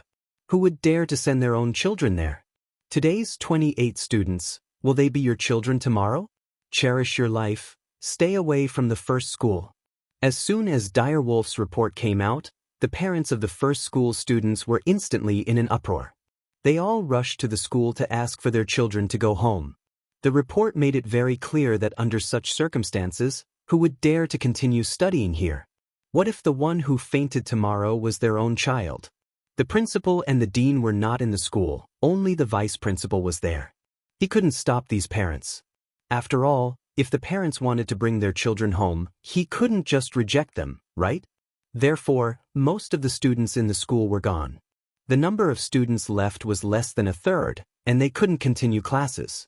The vice principal could only announce a temporary suspension of classes, and all students could go home. Lin wasn't there, so Kong Xiaobo went to find Lu Xinwen and Tang Yun. Lu Xinwen and Tang Yun's families didn't come to the school. Tang Yun's parents were both in the hospital, and Lu Xinwen's parents were busy discussing the demolition strategy. Did boss contact you? Kong Xiaobo asked Tang Yun. No. Tang Yun shook her head. He's busy. Tang Yun didn't want to be treated as a girl who was always monitoring Lin Yi's movements. Since Lin Yi didn't say anything, she naturally wouldn't take the initiative to call him. Tang Yun, sis-in-law, do you know? Meng Yao is one of the 28 unconscious students, and the hospital has already sent out a notice of critical condition. I don't think she'll make it past tomorrow. No one will be able to compete with you anymore. Kong Xiaobo said in a low voice. Kong Xiaobo was there when Yushu ran out of the classroom with Meng Yao on her back, but he didn't know what was going on at the time. Kong Xiaobo only knew that Meng Yao had fainted after the news spread. Although Meng Yao was beautiful, and Kong Xiaobo didn't want anything to happen to Meng Yao, he was a man with a girlfriend now, and he was on Tang Yun's side. Of course, he didn't want Meng Yao to hurt Tang Yun. If Meng Yao really died, it would be pitiful, but Tang Yun wouldn't be a threat anymore. Is she also unconscious? Tang Yun was stunned after hearing Kong Xiaobo's words. She didn't think that Meng Yao would be one of the unconscious students. Although Tang Yun didn't like Meng Yao, it didn't mean that she wanted Meng Yao to die. She just didn't like Meng Yao's high and mighty attitude, but if something happened to Meng Yao, Tang Yun would still sympathize with her. After all, Meng Yao was only 19, it was the prime of her life. Yeah, I saw it with my own eyes. Sigh, life is really unpredictable. Kong Xiaobo sighed. Meng Yao was still arguing with Tang Yun in the afternoon, and in the blink of an eye, she was lying in the hospital. Tang Yun was hesitant, really hesitant. When Tang Yun heard that Meng Yao fainted and was admitted to the hospital, her first thought was that Lin Yi was a skilled doctor, and he should have a solution. But, asking Lin Yi to treat her rival in love? Tang Yun felt awkward, and she didn't feel comfortable. But, she couldn't just leave Meng Yao to die, could she? A rival in love was a rival in love, and she had a fair competition. She didn't have to be afraid of her. She was Lin Yi's girlfriend now, and this was her advantage. She was only Lin Yi's employer. Thinking of this, Tang Yun felt relieved. Should she call Lin Yi? After all, Meng Yao was his employer. Since she knew, how could she just leave Meng Yao to die? Yun, what's wrong? Are you worried about Meng Yao? Lu Xinwen saw Tang Yun's hesitation and couldn't help but ask. Xinwen, I need to tell this to Lin. He has medical skills, and he should be able to cure Meng Yao. I can't just leave her to die, Tang Yun said as she took out her phone. The phone was smashed once, but it wasn't damaged. Only the paint on the back was chipped. Yun, are you stupid? Meng Yao died, and there's no one to compete with you. Why do you still want Lin Yi to treat her? Lu Xinwen looked at Tang Yun strangely. She wanted to touch her forehead to see if she had a fever. Xinwen, this is a different matter. She is competing with me and I'm not afraid of her. I can't just leave her to die like this. Tang Yun bit her lips. Although she said she wasn't afraid, she was still a little nervous. After all, Meng Yao's appearance wasn't inferior to hers, and she had a good family background. Plus, she said that the pavilion closest to the water enjoys the moonlight first. So, the starting line between the two could be said to be the same. The most important problem was that Meng Yao had Yushu by her side. Yushu wanted to be the second wife, and she even wanted to play 3P. Although Tang Yun was pure, she wasn't completely clueless. She knew what 3P was. She had heard the boys in her class talk about it before, and it seemed to be very attractive to them. She didn't know if Lin Yi would be able to resist the temptation. Hey, look, you don't mean it. Lu Xinwen saw the flicker in Tang Yun's eyes. She shook her head, but do what you want. If you want to fight, then fight. Tang Yun nodded and dialed Lin Yi's number. Lin Yi looked at the students' parents who rushed in. He didn't know how to explain it to them. Logically speaking, since Peng Zhan had already spoken, Lin Yi naturally wouldn't shirk his responsibility. But at this moment, Lin Yi didn't have a real solution. Lin Yi sighed. Just when he was about to speak, his phone rang. This saved Lin. He looked at Peng Zhan apologetically and picked up the phone. Tang Yun, what's wrong? When Tang Yun had nothing to do, she usually wouldn't call him during the day. Even if she had something to do, it would be through text. Lin Yi, where are you? I heard that Meng Yao fainted and was sent to the hospital. Hurry and save her. Tang Yun gritted her teeth and said, Chapter 668. Can't save her. All right, I'm hanging up. Tang Yun didn't want to say anything else. Huh? All right, I got it. Lin Yi smiled. Lin Yi was standing right beside Meng Yao, so she heard everything Lin Yi said. Even she herself was in disbelief. She never thought that Tang Yun would call Lin Yi and ask Lin Yi to save her. Miss felt bad. She was a cold person on the outside but warm on the inside. Even if she was a little arrogant, it was formed after living in a family like this. It wasn't a big problem. She was a kind person. Miss felt guilty when she heard that Tang Yun was worried about her. If she were Tang Yun, would she ask Lin Yi to save her? Would she? She didn't know. In actuality, Meng Yao would have asked Lin Yi to save Jiang Wen as well, just like the first time she met Jiang Wen at the theme park. Meng Yao didn't like Jiang Wen's pursuit of her, but she couldn't just stand by and watch him die when he was acting up. From this point, it could be seen that Tang Yun and Miss had something in common. They were both kind-hearted people. Thank her for me. Miss wanted to thank Tang Yun before Lin Yi hung up, but she couldn't bring herself to say it. She waited until Lin Yi hung up. Lin Yi nodded. Lin Yi would be happy to see Miss target Tang Yun less in the future. When Lin Yi was on the phone, the parents didn't dare to disturb him. They had heard from Peng Zhan and Guan Shuamin that the person who saved Meng Yao was this ridiculously young man in front of them. So when Lin Yi hung up, he was surrounded by the parents. Miracle Doctor, can you please take a look at my child? Don't hesitate to ask for the medical fees. As long as the chairman can afford it, we'll pay for it even if we have to sell everything we have. The parent thought that Lin Yi was a miracle doctor invited by Peng Zhan. Yeah. Please save our children. We won't let you do it for free. Another parent said. My family runs a company. Although it's not as big as Chairman Chu, we still have millions of assets. As long as you save my child, you can ask for as much as you want. A well-dressed parent also said. It's not that I don't want to save him, but I can't. Lin Yi had a headache and could only tell the truth. The parents froze, including Xu Emin and Peng Zhan. They didn't know what Lin Yi meant by that. Couldn't be saved? Lin Yi doesn't want to make a move? Faubert, on the other hand, was guessing that Lin Yi might really have used his own qi to awaken Meng Yao. However, this method had a huge impact on one's strength. If it wasn't someone important, no one would sacrifice their own strength to save someone else. Faubert was a physical practitioner. He didn't have qi in his body, but even if he did, he wouldn't use his own strength to save someone unless Peng Zhan or Meng Yao were injured. But now, Peng Zhan and Xu Emin were asking Lin Yi to save someone else. It was obvious that they were making things difficult for Lin Yi. Miracle Doctor, You can't just leave them to die. Yeah, that's not how a miracle doctor should act. The parents panicked, but they didn't dare to say anything too overboard. After all, Lin Yi didn't have any obligation to save them.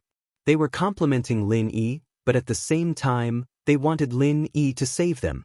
I've said it before, it's not that I'm leaving them to die. It's just that I can't do anything right now. Lin Yi shook his head. Can't do anything? But you've already saved Chairman Chu's daughter? Yeah, miracle doctor, didn't you already cure Meng Yao? The parents didn't believe Lin Yi's words. They thought that Lin Yi was just refusing to save Meng Yao. Oh no, Yao Yao sis fainted again. Yu Shu suddenly screamed, pulling Meng Yao's hand in panic. She looked at Lin Yi, shield bro, come quick. Why did Yao Yao sis faint again? Yu Shu's scream startled Peng Zhan, Li Fu, and Guan Xuemin. The parents, on the other hand, didn't know what to do as they looked at the unconscious Meng Yao, not knowing what was going on. You guys saw it for yourself, I didn't save her. I only woke her up temporarily. Lin Yi smiled bitterly. He grabbed Meng Yao's hand and checked her pulse. It was very weak, almost the same as when he first saw her. Even if she was a little stronger, it wouldn't be by much. Meng Yao's energy had been depleted, and there wasn't much left. But the good thing was that after fainting, her energy consumption was much slower than before. Even so, she wouldn't be able to live past tomorrow. The parents finally understood what Lin Yi meant. Lin Yi didn't actually cure Meng Yao, he only woke her up. What's going on? Xuemin and Peng Zhan looked at Lin Yi, not quite sure what was going on.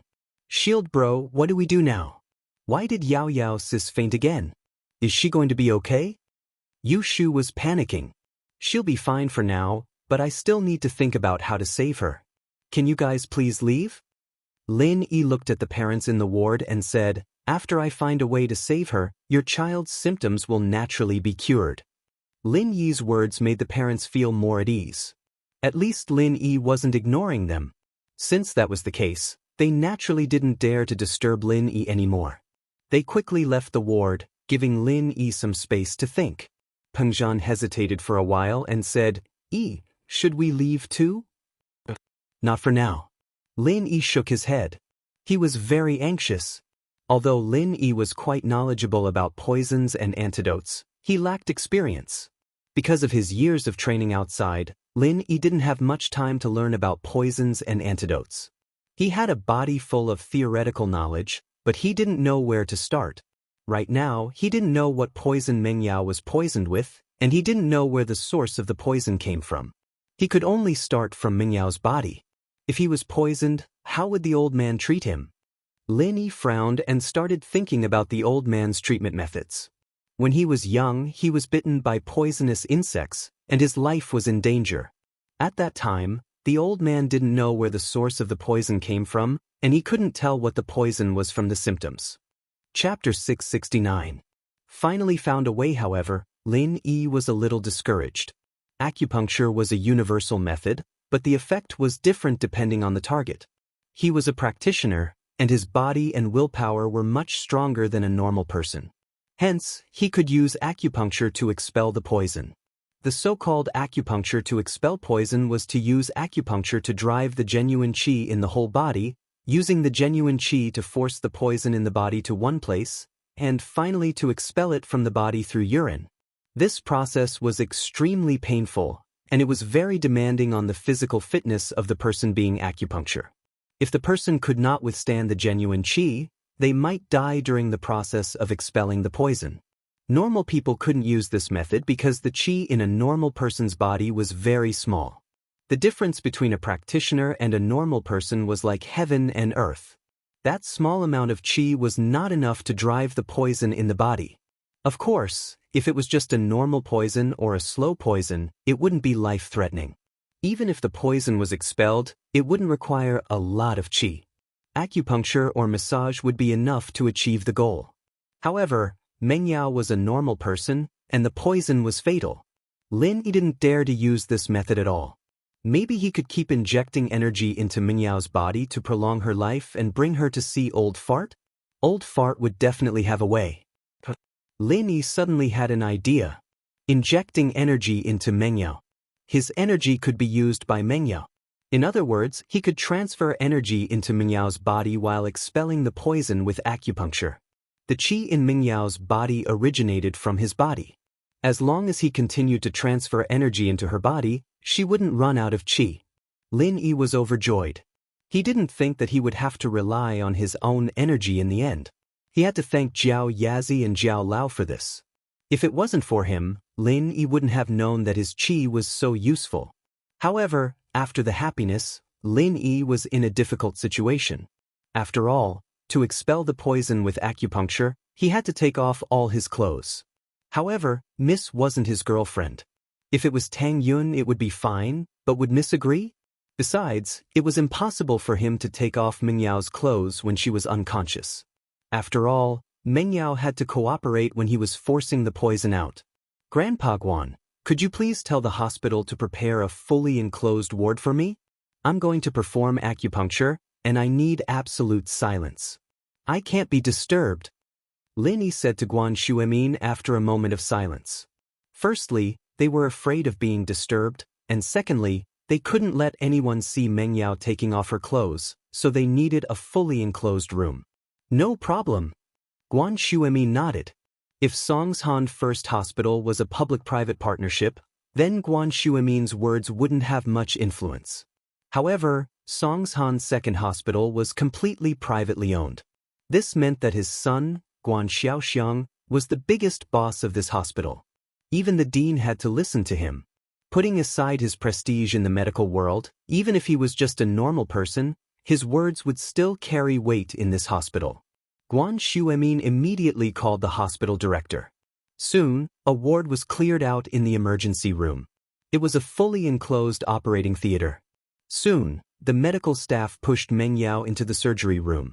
Peng Zhan, Faubert, and Guan Shuemin didn't follow them in. Although Guan Shuemin wanted to know Lin Yi's acupuncture method, he could only give up the idea after hearing Lin Yi say that he couldn't be disturbed. I want to stay with Yao Yao sis. Yushu didn't want to leave and ran into the surgery room. Shu, don't disturb Lin Yi's acupuncture. Come out now. Peng Zhan knew the relationship between Yushu and his daughter, but he had to show his authority as an elder. He didn't want her to disturb Lin Yi. I won't. Shield bro, are you kicking me out?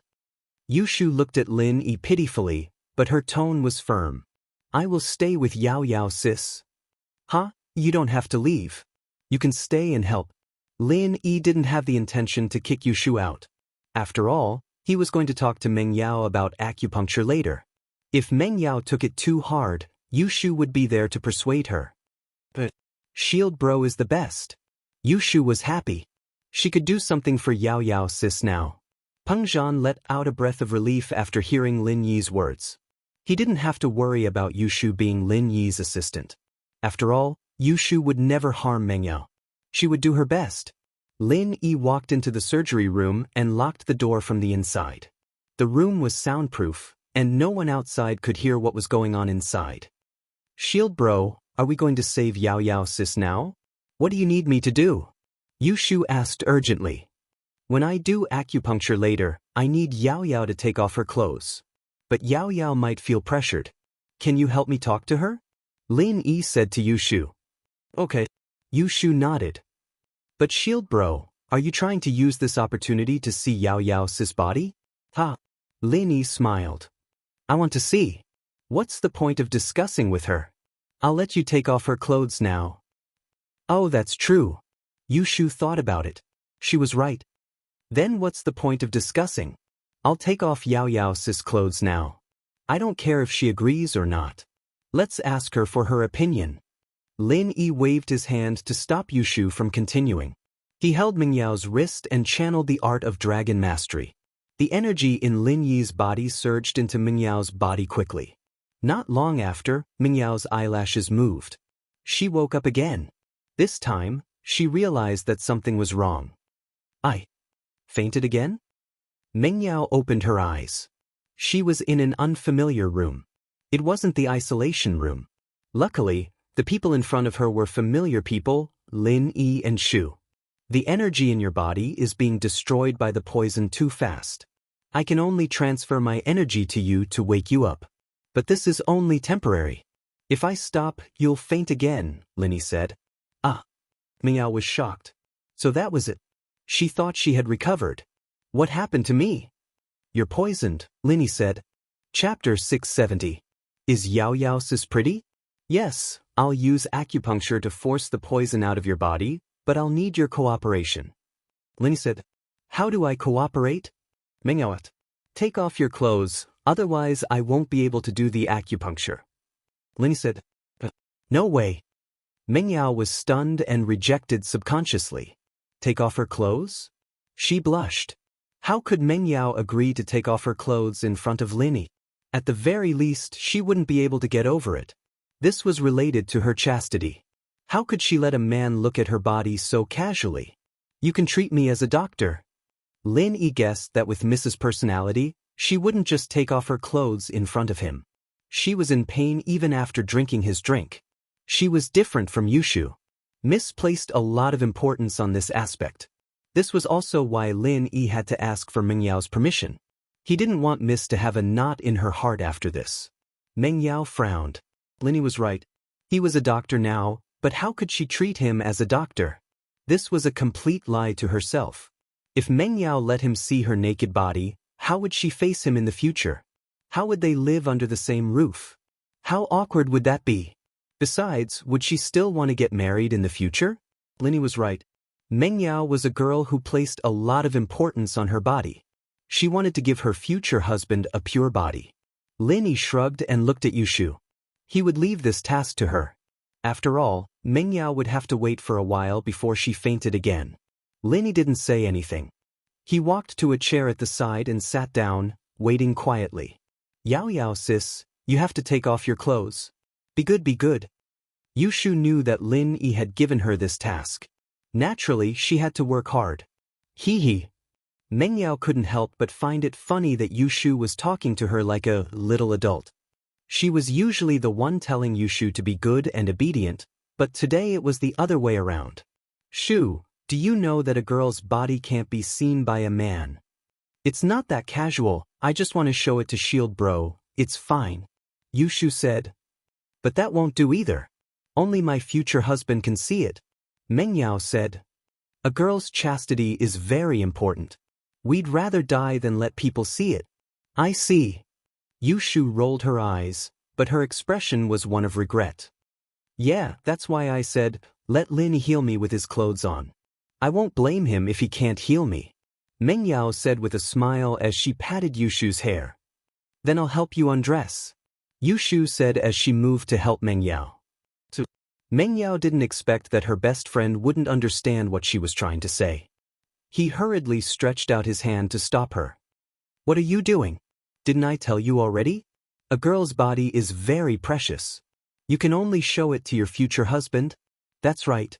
Shield bro has seen my body, so I can only marry him and be his second wife. I'm the second wife, so you're Shield bro's first wife. So, he's your future husband. It's fine to let him see it. At most, he'll see it in advance. Am I right? Yushu said confidently. Mingyao's eyes widened. She didn't know whether to laugh or cry at Yushu's words, but Shu wasn't wrong. Lin did see Shu naked.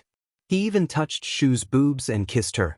It was quite intimate, but Yushu's theory of first wife and second wife was still a little hard for Mengyao to accept. Wasn't it too far-fetched? But Mengyao suddenly remembered that she said that she wanted to be with Shu forever and be a good sister forever. She felt a little dizzy. She didn't expect that she would overwork her brain and pass out again.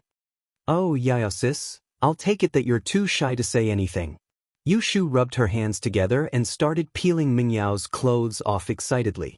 It didn't take long before Mengyao was peeled off like a little lamb. Lin didn't go over, but the surgery room was only that big. Lin Yi's hearing was amazing. He could hear what Mengyao and Yushu were talking about, but he didn't want to interrupt.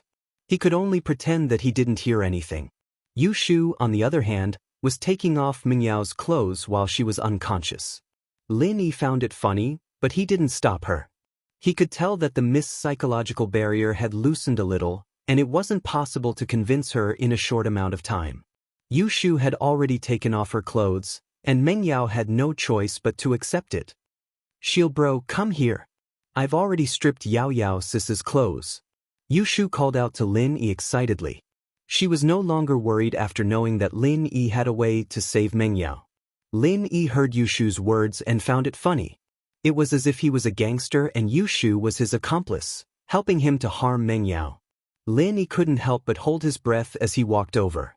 Although he was trying his best to control himself, he was now a doctor and he couldn't let his imagination run wild, but the person in front of him was the Mississippi.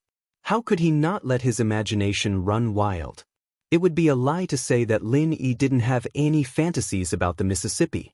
After spending so much time together, Lin Yi would definitely have some thoughts about the Miss and Shu. However, Lin Yi couldn't really steal the Miss's body, could he? Meng Yao's skin was fair and clear, and Lin Yi's eyes were fixed on it. He didn't want to look away. This was the first time Lin Yi looked at a girl's body openly. Although he had seen Shu's before, it was an awkward situation, and he didn't get a clear look.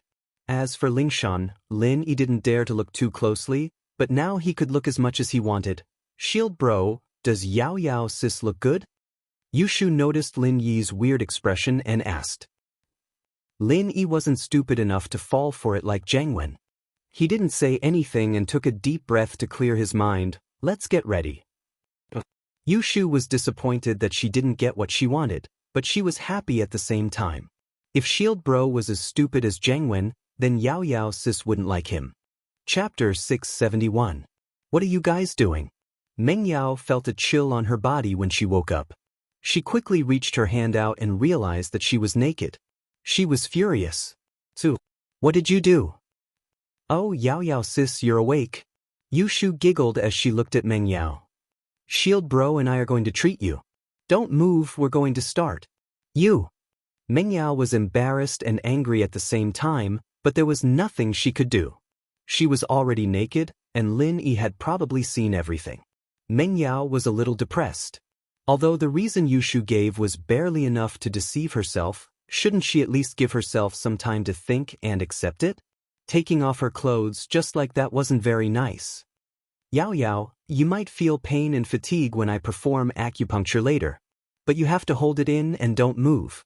Lin Yi didn't let the two continue arguing. He started talking about the things to pay attention to during acupuncture. Meng Yao had no choice but to accept reality. She felt a little better when she saw that Lin Yi wasn't looking at her like a pervert. Instead, he was talking to her like a real doctor. "You'll feel the urge to pee later. I'm forcing all the toxins in your body into your excretory system." Lin Yi continued. "But you have to hold it in. Don't pee directly. Only tell me when you can't take it anymore." "Oh." Meng Yao's face reddened instantly. How could she not be shy when talking about sex with Lin Yi? But she knew that Lin Yi was treating her, so she only nodded to show that she understood. "Shu, when Yao Yao can't hold it anymore, use the disposable cup over there to collect the urine." Lin Yi pointed at the surgical equipment. "Oh, can't I just pee on the floor? It's nothing, right?" Yu Shu looked at the disposable cup. She felt that this was a difficult task. Could she complete it? "I need to make an antidote based on the poison in Yao Yao's urine. There are still 27 unconscious students. I can't just leave them like that." Lin said. "Whether it's for Grandpa Guan's request or for Uncle Chu's company's reputation, I have to cure those 27 students." "I know."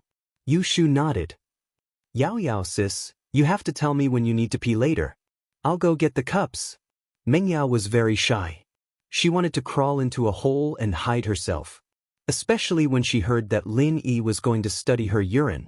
But she was touched when Lin Yi said that it was for her father's company's reputation. Not only did he have to save himself, but he also had to save the remaining 27 students for the sake of his father's company's reputation. Lin Yi was just a shield that she hired. There was no need for him to do so much. He was only getting 30,000 yuan a month, but he was doing so many things that were beyond his salary. Whether it was her or Shu, Lin Yi would be the first one to appear if something happened. He seemed to be able to do anything. He was like an omnipotent babysitter. As long as Lin Yi appeared, she and Shu would be at ease. This was no longer the responsibility of a follower. Meng Yao didn't know how to thank Lin. At this moment, she would rather not have this employer-employee relationship with Lin Yi. Instead, they would be friends. However, if they were just friends, would Lin Yi care about her? Did he really treat her as his friend? Lin Yi naturally didn't know that the miss was worrying. He took out the silver needles and sterilized them with alcohol. He then said to Meng Yao, "Get ready." Meng Yao responded. At this time, Yushu also took out a disposable cup and waited at the side. Lin Yi walked around Meng Yao, trying to find a more comfortable position for him to apply the needles. However, no matter which side he stood on, it didn't feel right. This was because when Lin Yi used one hand to apply the needles, the other hand had to hold Meng Yao's hand and transfer the energy from his body to her. So, no matter if Lin Yi stood on the left or right side of Meng Yao, it would be a hindrance. "Can you split your legs and let me stand between your legs?" Lin Yi hesitated and suggested to Meng Yao. This was the only way it would be more convenient for Lin Yi to hold Meng Yao's hand while he applied the needles. However, this position was too ambiguous. Meng Yao didn't wear clothes and split her legs, letting Lin Yi stand between her legs. It was like a man on top of a woman in a sport. Meng Yao was startled. She was about to agree when she thought of this ambiguous position. Her face turned red instantly. She didn't know if Lin Yi did it on purpose. Why would he suggest such an embarrassing suggestion? However, Meng Yao didn't believe that Lin Yi was a shameless person. If Lin Yi really wanted to do something to her, he had plenty of opportunities to peek at her in the villa. However, he didn't do that. This was also why Meng Yao didn't have to worry about Lin Yi. Besides, if Lin Yi really had such dirty thoughts, Meng Yao would be happy even if she was angry and embarrassed. She felt that Lin Yi finally understood that there was a girl better than Tang Yin in the house. "Yeah." Meng Yao replied weakly. She knew that there had to be a reason for the suggestion, so she didn't ask any more questions. She closed her eyes, her body trembling as she spread her legs apart. "Okay, let's get ready." Lin Yi tried his best not to look sideways. He didn't want to see things that he shouldn't see. He walked over and stood between Meng Yao's legs. Yushu looked at Lin Yi and Meng Yao curiously. Why were they in such a weird position? It seemed like they were doing something. Yushu suddenly realized something. She couldn't help but exclaim, "Shield bro, Yao Yao, are you guys going to have sex?" Meng Yao's face darkened at Yushu's shout, and her body tensed up involuntarily. She pulled her legs in, clamping onto Lin Yi's thighs, but quickly pulled them apart upon contact. She'd done something so shameful. How was she supposed to live in the future? Chapter 672. Hold it in. Oh. Yushu shut her mouth quickly, not daring to say anything more after seeing the seriousness in the guy's voice. "Let's see if I can get Lin Yi to do it one day." Lin Yi reached out with his left hand and held onto Meng Yao's right wrist as he started channeling the art of dragon mastery. Lin Yi could feel the energy in his body flowing into Meng Yao's body once more. In just a short while, half of the energy he had sent into Meng Yao's body was gone. This was the first time Lin Yi had transferred energy into Meng Yao's body when she was awake. Meng Yao felt the same. She felt a warm current flowing into her body through Lin Yi's hand, and as the warm current flowed into her body, her tired body became energetic again. Meng Yao's eyes lit up. Lin Yi was not a normal person after all. She didn't know where her daddy found a person like him, but he was unbelievably strong. Would someone like him become her follower just for 30,000 kwai? But, before she could think about it, the needle in Lin Yi's hand had already pierced into Meng Yao's body. The long needle went in with a flash, and Meng Yao's heart skipped a beat as she watched, but she didn't feel any pain. Meng Yao calmed down a little, relieved from her fear. "You'll feel hot all over, it's normal. Don't be nervous," Lin Yi said as he quickly inserted the needle into Meng Yao's body. "Yeah, it's a little hot." Meng Yao saw the serious expression on Lin Yi's face and couldn't help but let go of her shyness. She tried her best to cooperate with Lin Yi. After all, Lin Yi was busy for her. Yushu, on the other hand, opened her eyes wide and stared at Meng Yao. "Oh, Yao Yao, your skin's turning red, like a lobster?" "Shoo, stop messing around." Meng Yao glared at Yushu. Don't distract Lin Yi.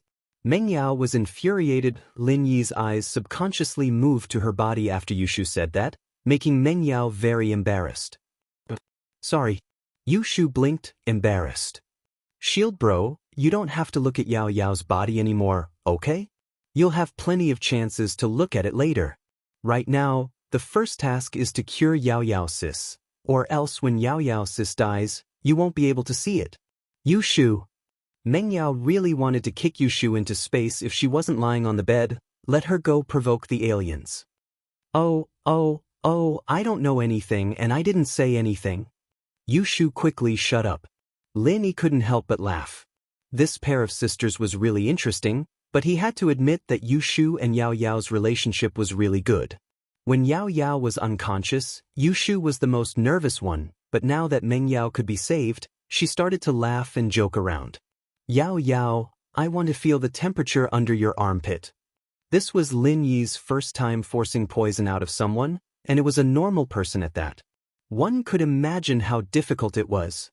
So every step, Lin Yi was extremely careful, not daring to make a single mistake. Otherwise, the consequences would be unimaginable. Okay. Meng Yao pursed her lips. Although she was shy, she still nodded. Lin Yi stretched out his right hand and touched Meng Yao's armpit, but the moment his hand touched Meng Yao's body, Meng Yao shivered subconsciously and moved her arm, squeezing Lin Yi's hand to the side of her chest. Lin Yi felt a burst of softness. It was very comfortable. Meng Yao's chest wasn't very big, it could even be said to be a little small, but a girl who was still in puberty couldn't use this as a standard. Maybe it would grow bigger in the future, but he had to admit that it felt good. Although Lin Yi was a little reluctant to move his hand away, he still resisted the urge to touch further. Once again he reached his hand to Meng Yao's armpit, feeling the temperature of Meng Yao's body. It should be about time, we can proceed to the next step. Yushu's mouth moved, she wanted to say something, but after seeing Yao Yao's murderous gaze, she shut her mouth.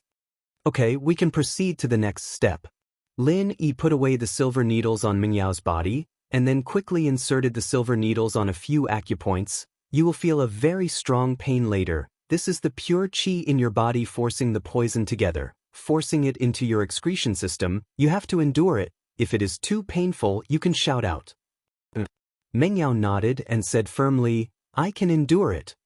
After a while, Meng Yao's face contorted into a painful grin. She felt as if there were ants crawling into her body. These ants seemed to be moving something from her body towards her abdomen.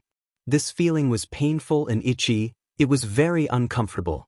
She wanted to use her hands to scratch, but one of her hands was grabbed by Lin Yi, and the other didn't dare to move. She could only grit her teeth and endure it silently. Shu, go grab Yao Yao's hand. Lin Yi could see Meng Yao's pain. How painful this pain was, Lin Yi couldn't remember, because the last time Lin Yi was poisoned was more than 10 years ago, but to Lin Yi, this pain to Lin Yi was nothing compared to the old man's torture. Oh, okay. Yushu quickly grabbed Meng Yao's left hand, said, Yao Yao, if you feel uncomfortable, you can squeeze my hand. I'm not afraid of pain. Ta. Meng Yao looked at Shu and forced a smile. I'm fine, it's not painful, I can endure it. However, anyone who saw Meng Yao's expression could tell that she was reluctant, because her expression betrayed her. She's fine, Lin Yi said faintly. I could endure this pain even when I was 9, not to mention she's already 19. Meng Yao was a little annoyed. I'm a girl, okay? But thinking that although Lin Yi was a boy, he could endure it even when he was 9, he was still a kid at that time. He was even worse than a kid? So, Meng Yao clenched her teeth. No, I have to endure it. How can I lose to a kid? Actually, Lin Yi said it on purpose to motivate Meng Yao. Otherwise, Meng Yao wouldn't be able to endure it. I need to pee. Meng Yao finally had the urge to pee, and said quickly. Chapter 673. It's raining again. Okay, I'll hold it in. Meng Yao, of course, wouldn't let Lin Yi's efforts go to waste. Lin Yi's left hand continued to transfer energy as his right hand kept changing the acupuncture points. Meng Yao's face was getting paler and paler, and the sweat on her forehead was getting thicker and thicker. It was obvious that she was in pain. Yao Yao sis, you can do it. You're the best. You've always been Shu's idol. Yushu held Mengyao hand tightly as she cheered. Yeah. Mengyao smiled bitterly as her voice changed. Shu, I'm in so much pain. I know. If I could replace you, I'd rather suffer for you. Yushu said from the bottom of her heart. Huh, why would I let you suffer for me? It's lucky that I'm the one poisoned this time, not you. Mengyao smiled. Don't worry, I'm not that weak. It's painful but I can hold on. Lin Yi had Yushu stay here for this reason. Yushu could talk to Mengyao without listening and cheer her on. She could also let Mengyao hold on. Otherwise, Lin Yi really wouldn't know how to persuade Mengyao. Mengyao's need to pee was getting stronger and stronger, but she remembered Lin Yi's words. She couldn't just pee out easily. What if the poison couldn't be expelled? Not only would Lin Yi's efforts go to waste, but she'd also suffer for nothing. So Mengyao endured and endured, but there was a limit to how much she could endure. Finally, Mengyao couldn't hold it in anymore. I can't hold it in anymore, Shu. Quick. Oh, I'm coming. Yushu had put the disposable cup aside in order to hold Mengyao's hand. She was panicking but she couldn't find it. Where's the cup? Where's the cup? Where did I put it? Quick, Shu. I can't hold it in anymore. Mengyao thought that Shu would come over with the cup after she talked to her, but Yushu lost it. Wasn't she just hurting herself? Found it. I'm coming. Yushu finally saw the disposable cup on the ground behind her. She picked it up and ran over. Lin Yi, on the other hand, let go of Mengyao's hand and stepped back after inserting the last needle. I can't take it anymore. Mengyao was on the verge of bursting into tears. How could she hold it in any longer? He didn't care if Shu came or not, and he peed right away. Lin Yi had just taken 2 steps back when he felt a stream of water falling from the sky, drenching his head and face. Mengyao, on the other hand, was so embarrassed that she wanted to find a hole to hide in when she realized that she had sprayed all over Lin Yi's face and body. He hated Shu to the core. How could she drop the ball at such a crucial moment? Mengyao wanted to hold it back, but how could she? Once released, it would be like a flood bursting through a dam. He had already endured it for a long time. Lin Yi was also dumbfounded by this sudden scene. He stood there in a daze, staring at the miss with his mouth agape. Get out of the way. Mengyao panicked. She saw that Lin Yi was still standing there, staring at her without blinking. Mengyao almost fainted. Lin Yi came back to his senses and quickly dodged to the side, smiling bitterly. This really was an eye for an eye. He had drenched Pinliang, Xiaofu and Xiaoxiao, and now it was the mist's turn to drench him. But that moment seemed pretty exciting. Lin Yi's heart couldn't help but skip a beat. He remembered a scene he saw in a movie. Why did it sound like a legendary scene? Yushu, too, was dumbfounded. She didn't expect Lin Yi to get drenched. When she turned around, she quickly ran to Mengyao's side and helped her catch the urine. Oh, it's raining in the operating room too, Yao sis, you're so awesome. Mengyao didn't expect Yushu to still be in the mood to tease her. She glared at her, not in a good mood. Why didn't it kill you? Oh, I don't mind, it's fine, Yushu said nonchalantly. Look, Yao, it's all over me too. Shu, you don't have to answer it. Lin Yi said to Yushu, shaking off the unhealthy thoughts in his head. You don't have to? Yushu blinked. Yeah. Lin Yi smiled bitterly. I was going to catch some urine to check if there's any poison in it, but it's much easier now. I'll just put it in my mouth. I already know what the poison is. Lin Yi didn't think that he had any perverted tendencies or hobbies, but he didn't feel any disgust when he said it. Was it because she was the miss? Or was it because he had other intentions towards her? Mengyao wanted to dig a hole and hide in it after hearing Lin Yi say that he put the urine in his mouth. It was over, it was really over now. Why was she so useless? Couldn't she hold it in a little longer and wait for Shu to come? How was she going to face Lin Yi in the future? How was she going to get along with him? Wow, Shield Bro is so amazing. He knew what the poison was just by tasting it. Yushu tossed the disposable cup on the ground when she heard that she didn't have to take it anymore, and the pee splattered all over the floor. Mengyao was speechless. Couldn't Shu be cleaner? How could she just throw it on the ground? But when she remembered that she had wet the entire operating room, she understood Shu's actions. Since it was the same no matter where she put it, she might as well throw it on the ground. I'll go out first, Yao Yao should be fine now. Lin Yi saw Meng Yao's awkwardness and decided to leave the operating room first. Shu, help Yao Yao get dressed when she's done resting. Okay. Shu nodded. Meng Yao wanted to say thank you, but she couldn't say it. She really didn't know how to face Lin Yi. She really didn't know. Lin Yi casually wiped his wet hair. Fortunately, there wasn't any weird smell. Otherwise, Lin Yi would be embarrassed when he went out. Lin Yi opened the door of the operating room and walked out quickly.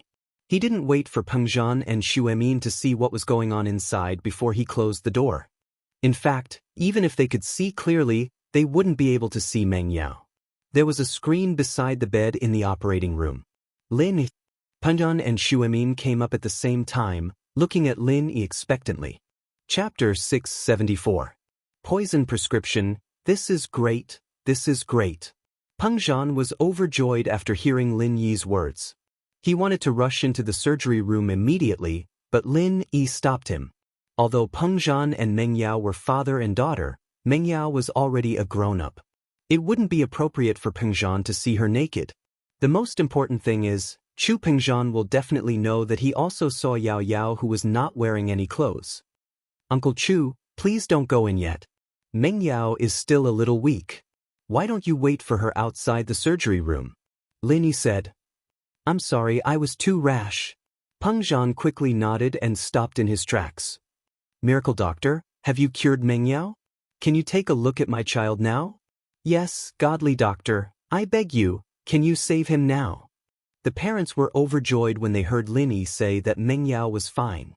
They didn't dare to interrupt because they didn't want to piss Lin Yi off when he was talking to Peng Zhan. Now that Lin Yi was done talking, they started asking questions. Lin Yi looked at the parents. He could understand their feelings, but Lin Yi really didn't have the time to cure them one by one. First of all, he was tired, and there were female students among them. Lin Yi wasn't familiar with them, and he couldn't just ask them to take off their clothes one by one, could he? Besides, it'd be disgusting if he got pee all over them. Lin Yi didn't have any bad feelings towards the miss, but Lin Yi didn't like it when it came to the others. I'll save them, but I've used up the antidote. I need to discuss it with Grandpa Guan and come up with some more. Lin Yi said to the parents before turning to Xu Emin. Grandpa Guan, let's talk somewhere with fewer people. Lin Yi's words were half-truths, and the parents couldn't help but believe him. They were very happy that Lin Yi was willing to save their children, but they were still worried when they heard that the antidote was gone. But since Lin Yi promised to make some more, he wouldn't lie to them. Alright. Xu Emin was overjoyed. Lin Yi probably knew how to cure the poison, but he couldn't say it in front of the parents. Lin Yi and Xu Emin came to the isolation room where Meng Yao was. Lin Yi closed the door and said to Xu Emin, it's indeed an ancient poison called deadly 7 herbs poison. The antidote was lost in the Ming dynasty, but the Tang sect collected it again at the end of the Qing dynasty and made a new antidote. Although the effect isn't immediate, it can be cured within 3 days if you increase the dosage. After a month of rest, you'll be no different from a normal person. Lin Yi didn't waste any time and told them what he knew. Deadly 7 herbs poison. Xu Emin's eyes widened in shock. There's still someone who knows the recipe of this poison? From Xu Emin's point of view, this deadly 7 herbs poison was a legendary existence. Not only was the antidote lost, but even the recipe itself was long gone. And not only did Lin Yi know the recipe, but he also knew the antidote? Normal people don't know about it, but some ancient medical families should know about it, Lin Yi said faintly. As for the antidote, I'm afraid they don't know about it either. Xu Emin couldn't help but be moved. We're going to make the antidote now? Yes, I'll write down the recipe and the antidote for you later, Lin Yi said. Give the poison recipe to the police directly, but don't tell anyone about the antidote. Go get the medicine yourself and go to Fatty Lie's medicine factory to purify it. Try to make the antidote by tomorrow morning. Those students can at least last until tomorrow night, but I can't say for sure if they can last any longer than that. Xu Emin didn't expect Lin Yi to write down the poison recipe and the antidote for him directly. This made him feel flattered. How much trust did this require? The recipe for this ancient poison, deadly 7 herbs poison, was already hard to come by, but Lin Yi actually had the antidote for it. This was a priceless treasure for a medical student. Okay, I'll do it properly. Xuemin nodded solemnly. This is a good chance to hype up the company, talk to Fatty Lai and see if he has any good ideas. Lin Yi thought of using the antidote to hype up the company, but how exactly to do it wasn't Lin Yi's expertise. He needed Fatty Lai to do it. This Fatty Lai is good at it, I'll talk to him. Miracle Dr. Guan nodded. Lin Yi didn't say anything else. He wrote down the recipe and gave it to Xuemin before leaving the isolation room. Meng Yao and Yushu had already left the surgery room and were talking to Pengzhan. Meng Yao seemed to be in good spirits. When the miss saw Lin Yi, she coldly shifted her gaze to the side and didn't bother with him. Meng Yao felt guilty. She actually wanted to say, "Thank you," to Lin Yi, but she couldn't bring herself to say it. It was fine that Lin Yi saw and touched her, but she even peed on Lin Yi's face and body. How could Meng Yao face Lin Yi like nothing had happened? She was afraid that she would not be able to get over this hurdle in her heart. Lin Yi could guess what the miss was thinking, but he didn't talk to her, in case she felt awkward. Yushu, on the other hand, was excitedly telling Pengzhan how amazing Shield Bro was and how strong Yao Yao Sis was. But Yushu wasn't an idiot in front of everyone. She didn't say a word about Meng Yao taking off her clothes and peeing on Lin Yi's face. I really have to thank you this time." Pengzhan saw Lin Yi and walked over excitedly, patting his shoulder. "If it wasn't for you, Yao Yao, Uncle Chu, it's what I should do." Lin Yi smiled, not arrogant. "Besides, I didn't treat Yao Yao as an outsider." "Good." Pengzhan nodded. "If that's the case, you're part of our Chu family from now onwards. Half of my family business will be yours." All the parents were shocked when they heard Pengzhan's words. They didn't expect Pengzhan to say this, but they thought that maybe it was because Lin Yi saved Minyao's life, so Pengzhan was happy that he made this promise to Lin. Chapter 675. The Tragedy. In Jiangwen Chapter 675, The Tragedy. Lin Yi didn't think much of it. He shrugged his shoulders. He had Guangwa's shares in his hands. He was already the second biggest shareholder of Pengzhan Industries. Pengzhan seemed to have thought of this as well. He felt a little embarrassed. He had neglected the fact that Lin Yi was also a shareholder. But thinking about it, Lin Yi really didn't lack his family's assets. However, seeing that Lin Yi didn't have any special expression, Pengzhan calmed down. Lin Yi didn't want to deal with these parents here. He just wanted to make sure that Meng Yao was fine. Then he said to Pengzhan, "Uncle Chu, I'll go out for a while. I'll come back after Grandpa Guan comes back." "Okay, go do what you need to do." Pengzhan nodded. Lin Yi planned to visit Tang Yun. After what happened today, Lin Yi felt that he had wronged Tang Yun. His relationship with the miss would become more and more complicated in the future. Meng Yao, on the other hand, looked at Lin Yi's back. She wanted to say something, but she didn't. Her face was still cold. At the entrance of Songshan's First People's Hospital, Jiang Wen, who had one of his kidneys removed, was sent to the emergency room. The hospital carried out emergency treatment on Jiang Wen and quickly called the police.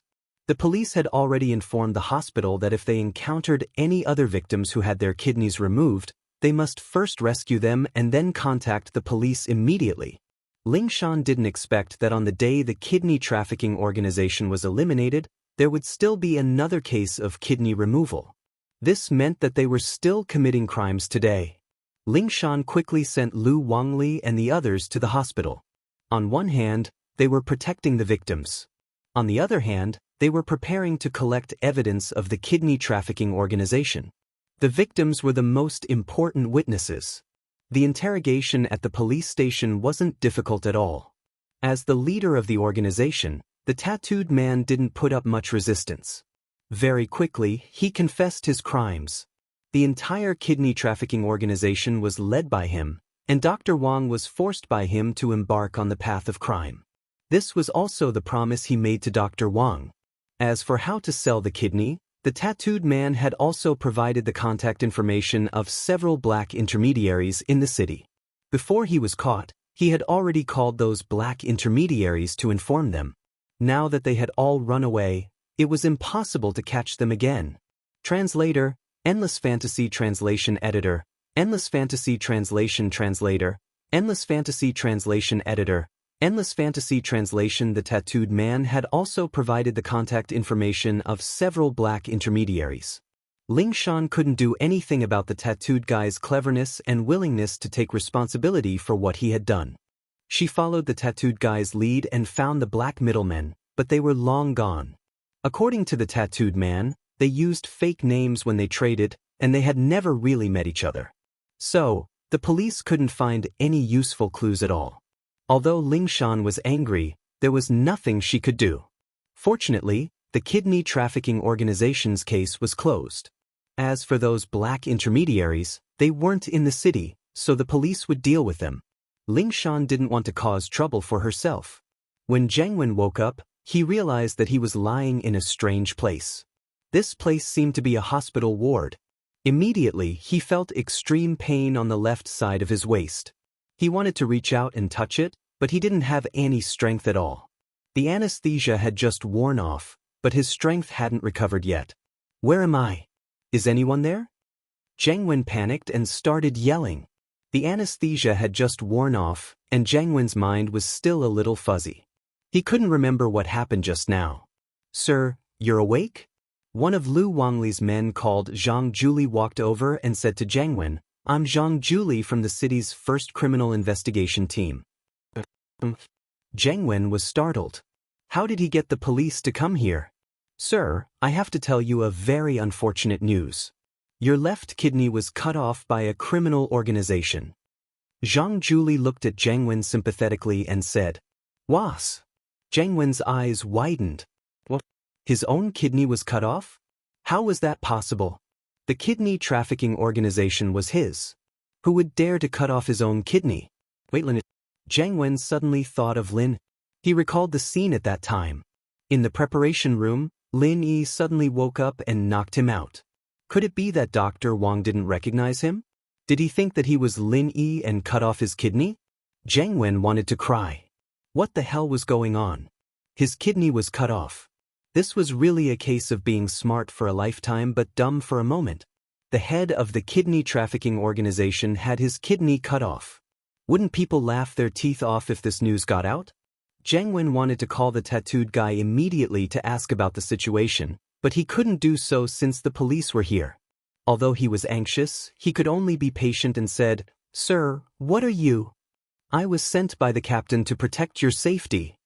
Zhang Juli said, but don't worry, the kidney trafficking organization has been destroyed by the police. You are safe now. What? Destroyed? Zhang Wen suddenly felt dizzy. The kidney trafficking organization was destroyed? How was that possible? How could it be destroyed? Sir, you don't have to be afraid. Zhang Juli thought that Zhang Wen was scared, so he quickly said, from the looks of it, the main members of the organization have been arrested. However, in order to prevent the remaining members of the kidney trafficking organization from doing anything harmful to you, we will be at the hospital 24 hours to protect your safety. Zhang Wen rolled his eyes and fainted on the spot. His kidney was cut off and the kidney trafficking organization was destroyed. How could Zhang Wen not faint? Sir, what's wrong? Zhang Juli was shocked. He thought that Zhang Wen's body was weak. He quickly pressed the button to call the doctor and get the doctor to save Zhang Wen. Kong Ming got to know Guan Xian after the coincidental meeting at the bookstore. However, because of Lin Yi's appearance, he lost a lot of face. This made Kong Ming very unhappy, but he couldn't do anything about it.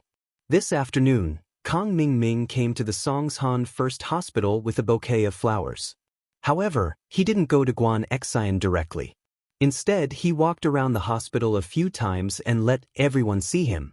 Even Guan Xian, who was in the office, saw him. Only then did he create a coincidental meeting. What a coincidence, Guan Xian, you are here. Kong Ming welcomed her with a smile. Chapter 676. Bad start, Tiat. Kong Ming saw Guan Xian's expression and knew that she misunderstood that he was going around the hospital to create a chance encounter.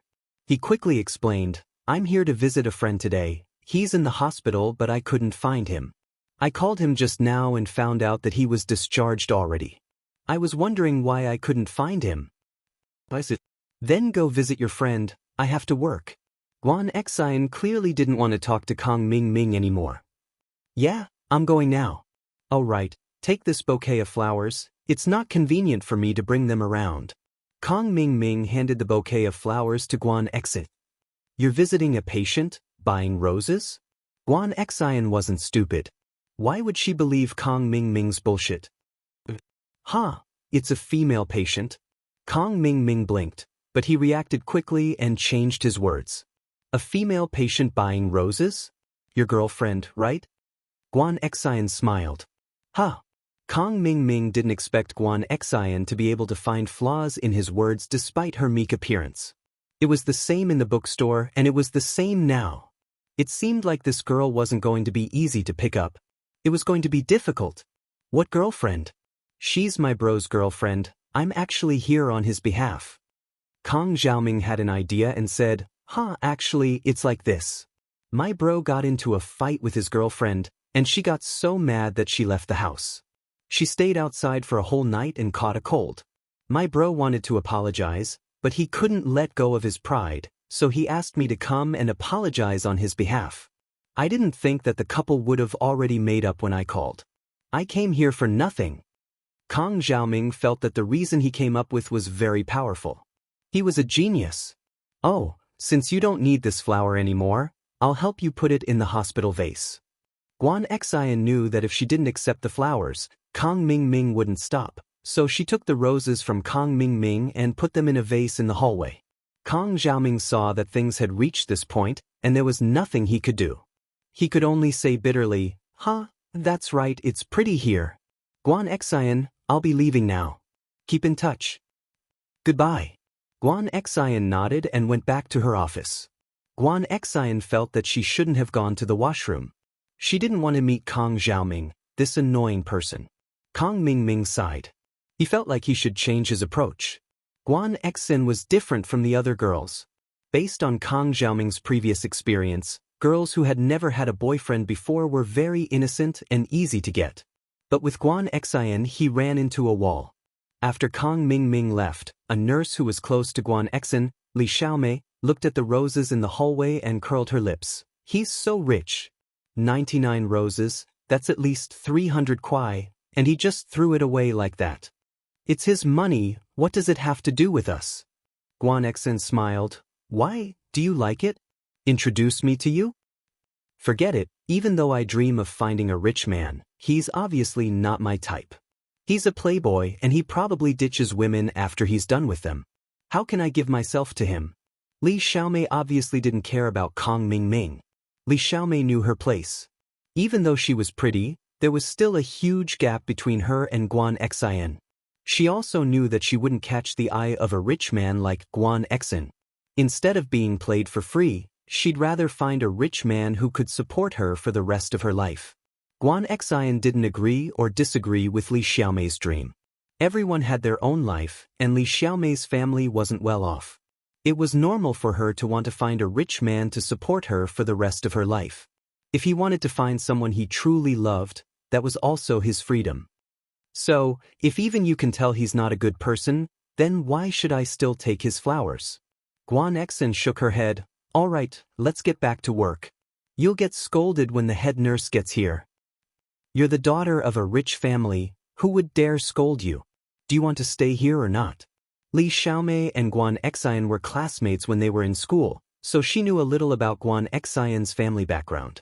She knew that Guan Xian's father was a major shareholder of the hospital, and her grandfather was the famous miracle Dr. Guan. No one knows who I am, and even if they do, it's not like I'm special. Guan Xian said as she started to work, if you don't want your bonus, then go back to daydreaming. Alright, I'm coming. Li Xiaomei quickly followed Guan Xian. Before I find a rich man, I still care about the bonus. Kong Ming gloomily walked out of the hospital and got into a Porsche Cayenne. His two lackeys, Zhu Xiaozhang and Wang Shubing, were in the car. Master Ming, how was it? Did you give the flowers away? Zhu Xiaozhang asked. Xiaozhang, aren't you asking a question you already know the answer to? Didn't you see that Master Ming came back empty-handed? He must have given them away. Wang Shubing said, Fuck, don't talk about it. Another fucking bad start. Kong Ming Ming waved his hand in annoyance and sat in the front passenger seat. What's wrong, Master Ming? Your flowers. Zhu Xiaozhang saw Kong Ming Ming was cursing, and he couldn't help but be stunned. I did give the flowers away, to the hospital. Kong Ming Ming was very annoyed. This girl isn't easy to hook.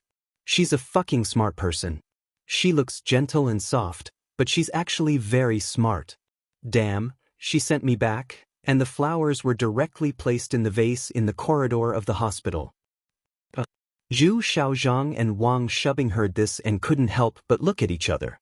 Originally, they thought that if Kong Ming Ming made a move, wouldn't it be a piece of cake? They didn't expect to have 2 consecutive bad starts. Next time, looks like we have to use a different method to get close to her. The current coincidental encounter is too low level, we can't fool her. Kong Ming Ming waved his hand and said, let's think about it and see if there are any good ideas. Let's all brainstorm and come up with an idea. Didn't we use money to pick up girls in the past? Zhu Xiaozhang thought hard, but he couldn't come up with a good plan. He was usually very arrogant and straightforward, so there were a lot of gold diggers who fooled around with him. Chapter 677. Tank Top Bro. Ming Bro, I have an idea. Wang Shubbing, who had been quiet all this time, finally spoke, but I'm afraid that you'll have to suffer a bit. You have an idea? Hurry up and tell me. If it's really useful, I'm willing to suffer a bit. Although Kong Xiaoming didn't like to suffer, from his point of view, hitting on girls was to have fun. If he suffered, then how would he be able to hit on girls? Wasn't that just asking for trouble? He'd rather not hit on girls. He had plenty of targets anyway, and it wasn't like he didn't have any. But Guan Xen was different. Hitting on Guan Xen and getting the secret recipe from Miracle Dr. Guan's medical company was Kong Ming Ming's current mission. Whether or not he could get a good position in the family depended on this one move.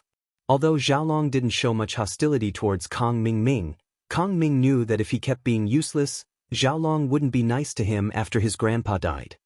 Master Ming, think about it. Guan Xen is a nurse at Songshan's Songshan First Hospital, right? Wang Shubbing started to analyze. Isn't that obvious? Why are you asking when you already know the answer? Kong Ming Ming wasn't too happy. Of course she's a nurse at Songshan First Hospital. Didn't I tell you before? Young Master Ming, let me finish speaking. Wang Shubbing said, Guan Xen is a nurse at Songshan First Hospital. Then tell me, who is the person she interacts with the most? Doctor? Kong Ming Ming thought about it and said, damn, you're not thinking of making me a doctor, are you? I'm not interested in that. Young Master Ming, how can you become a doctor in one day? Wang Shubbing smiled bitterly, this is a terrible idea, and it's not something that I, strategist Wang, would come up with. Then what do you mean? Kong Ming Ming relaxed when he heard that he wasn't going to be a doctor. Patients. Of course, nurses have the most contact with patients every day, so I want you to be the patient. Wang Shubbing said. You want me to pretend to be sick and get close to Guan Xen? Kong Ming Ming's eyes lit up. This was a great idea. Why didn't he think of it before? If he became a patient, wouldn't he be able to interact with Guan Xen every day? You can't pretend to be sick. Like you said, Guan Xen isn't stupid. She'll be able to tell if you're pretending to be sick. Wang Shubbing waved his hand and said, if you want to be sick, then you have to be really sick. This is why I said you have to suffer a little. Really sick? That's a good idea. Zhao Ming nodded. Then how do you think I should get sick? Well, normally, if you have a normal fever, you can stay in the hospital. As long as you're willing to pay, there's no reason for the hospital to refuse, right? Okay, then I'll have a fever and a cold. This is easier. Other diseases, even if I want to, are not easy to get. Kong Ming Ming also felt that the only way to get close to Guan Xen was if he stayed in the hospital. But it's not easy to catch a cold today, is it? Kong Ming Ming looked at the sunny sky outside the car window. The weather in April was already very hot. It didn't seem easy to catch a cold. That's why we have to suffer a little. Wang Shubbing said, I know there's an ice hockey rink nearby. Master Ming, let's go sit there? Kong Ming Ming gritted his teeth. For the sake of picking up girls, for the sake of his family status, he would endure it. He had to succeed this time.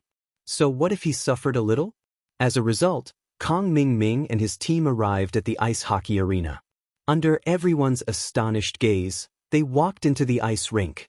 Zhu Xiaozhang and Wang Shubing both wore thick, warm ice hockey jerseys.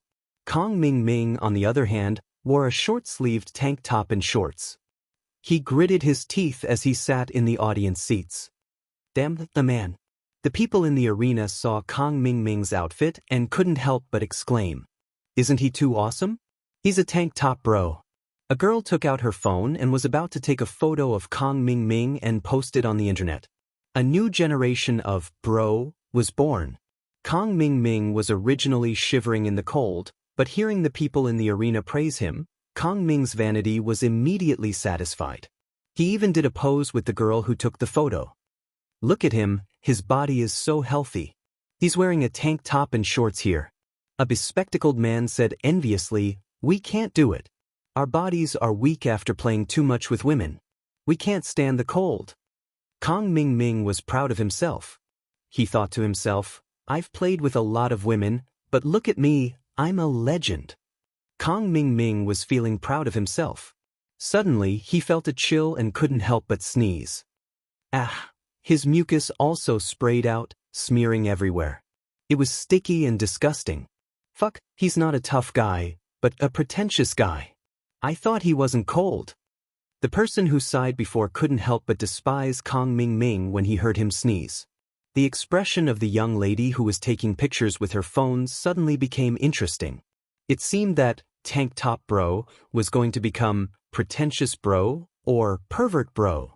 As for the bespectacled man, he looked at Kong Ming Ming sympathetically and said, "Bro, are you worse than me? I didn't even sneeze when I'm so weak. Aren't you too lame?" Kong Ming Ming was instantly embarrassed and angry. His face turned red, but he couldn't refute. Zhu Xiaozhang, on the other hand, couldn't stand it anymore. He stood up and pointed at the people who were talking. He shouted arrogantly, "What the fuck are you looking at? Have you never seen Cultivation before? Master Ming came here to cultivate. What do you people know? Cultivation? He came here to cultivate with mucus coming out of his nose? Was there something wrong with his brain?" Those people shook their heads speechlessly and ignored Kong Ming Ming. Although Kong Ming Ming lost face, he thought of his plan to pick up girls. He had to persevere. He couldn't give up halfway. He had to cultivate until he caught a cold. Ah! Kong Ming Ming sneezed again. The media in Songshan, under the lead of the direwolf, was almost one-sided. They were all attacking Songshan's first school, describing it as the devil's first school. In fact, other than the interview with the direwolf, Chu Pingzhan and Ding Binggong didn't face any media again. Even if the media wanted to enter the emergency room, they wouldn't get permission from the hospital. So the latest development of the matter was unknown to the media. Chapter 678. Press conference. After all, the power of the media was terrifying. It could sway a lot of people who didn't know the truth, and these people would rather believe it than not. Since the school was so scary, who would dare to let their children continue to study here? However, at this critical moment, the CEO of Miracle Dr. Guan's medical company, Lai Changyi, called for an emergency press conference. Miracle Dr. Guan's medical company had been the focus of the media and the public ever since it was established. Although the Miracle Dr. Guan medical company's Miracle Dr. Guan Injury Medicine wasn't officially on the market yet, the company's name was already very famous. There was no other reason. Although the news of Miracle Dr. Guan's medical company's outstanding performance at Yanjing's house use auction was only spread among the noble houses and wealthy merchants, the all-pervasive media quickly got wind of it and reported on Miracle Dr. Guan's medical company continuously. There was no lack of rumors, such as the fact that Miracle Dr. Guan's medical company had mastered the technology to bring the dead back to life. Of course, these were all derived from the pill of life extension and toxin cleansing. But Fatty Lai didn't go out to refute the rumors, because these reports were all rumors. With this hype, he didn't even need to advertise himself, and directly hyped up the name of Miracle Dr. Guan's medical company. So when Miracle Dr. Guan's medical company called for an emergency press conference, all the media in Songshan sent their reporters to the press conference as soon as they received the news. Although the media's attention was on the fainting incident of Songshan's first school, Miracle Dr. Guan's medical company's press conference was also very important. The media that didn't take the lead in the fainting incident focused their attention on this press conference, hoping to get some first-hand information from the press conference. The press conference was held in Fatty Lai's newly built skyscraper, which would become the headquarters of Miracle Dr. Guan's medical company. The building and trading company downstairs were also contributed by Fatty Lai for free and merged into Miracle Dr. Guan's medical company. The construction company would be responsible for the construction of the factory, and the trading company would be responsible for the sales of the produced medicine. Fatty Lai's wife was a little reluctant to give away all of his assets, but Fatty Lai didn't care about his wife's opinion at all. From his perspective, his wife had long hair but short brains. How was this even possible? If he followed Lin Yi in the future, what else could he not want? Lin Yi's medical skills were superb. It wouldn't be an exaggeration to say that he could bring the dead back to life. As his follower, how could Fatty Lai not benefit from it? Fatty Lai felt a sense of satisfaction he had never felt before as he looked at the packed press area. Back when he was running his company, he'd probably have to bribe some reporters to attend his press conference, and the number was only a third of what it was now. But now, he didn't need to invest anything. All he needed to do was release a piece of news and these reporters came to him. It couldn't be helped. Miracle Dr. Guan's medicine company's product wasn't even on the market yet, but they already had a name. Thank you for joining the press conference of Miracle Dr. Guan's medical company. I am Lai Chang. Fatty Lai walked up to the stage with a smile on his face. The main topic of this press conference is the mass coma incident in Songshan First School. If you are here for our company's new product, I'm afraid you will be disappointed. The reporters were stunned by Fatty Lai's words. Why was it Miracle Dr. Guan's medical company's turn to hold a press conference for the fainting incident of the Songshan First School? Even if there was a press conference, it should be held by Songshan First School or Pengzhan Industries, right? Or it could be the police. But Miracle Dr. Guan's medical company was the only company that had nothing to do with this incident. Why would they hold a press conference to release news related to the fainting incident of the Songshan First School? No matter how they looked at it, the reporters found it strange. Although it was strange, they were still very excited. Not only were they not disappointed, they were glad that they came to the right place. Because the fainting incident of the Songshan First School was the headline of all the media, they were all trying to find out the truth behind the incident. Fatty Lai's press conference was related to this incident. How could they not be happy? First of all, I want to say that the rumors in the society are not true. What terrifying school's unknown virus base? It's all nonsense. Fatty Lai knew about the relationship between Lin Yi and Miss Chu, so he held this press conference not only to promote his Miracle Dr. Guan's medical company, but also to restore the Songshan First School's reputation. Fatty Lai's words made the reporters below the stage blush with shame. They had also published reports like terrifying campus biochemical base with unknown virus before, but they were just following the trend.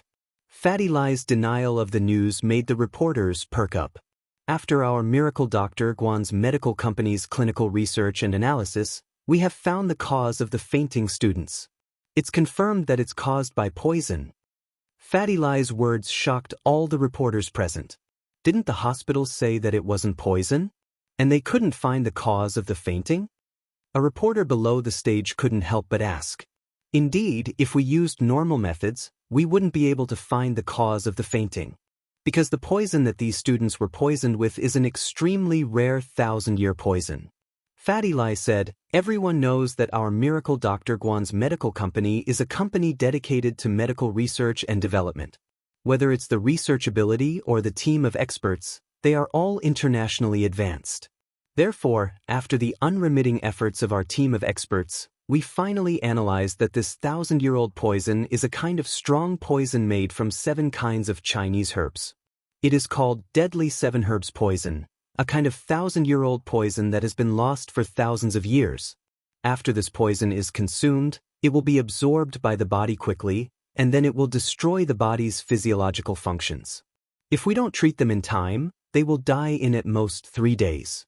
This poison is made from pure Chinese herbs. It's very difficult to detect it using normal chemical methods, so this is why the hospital didn't detect it before.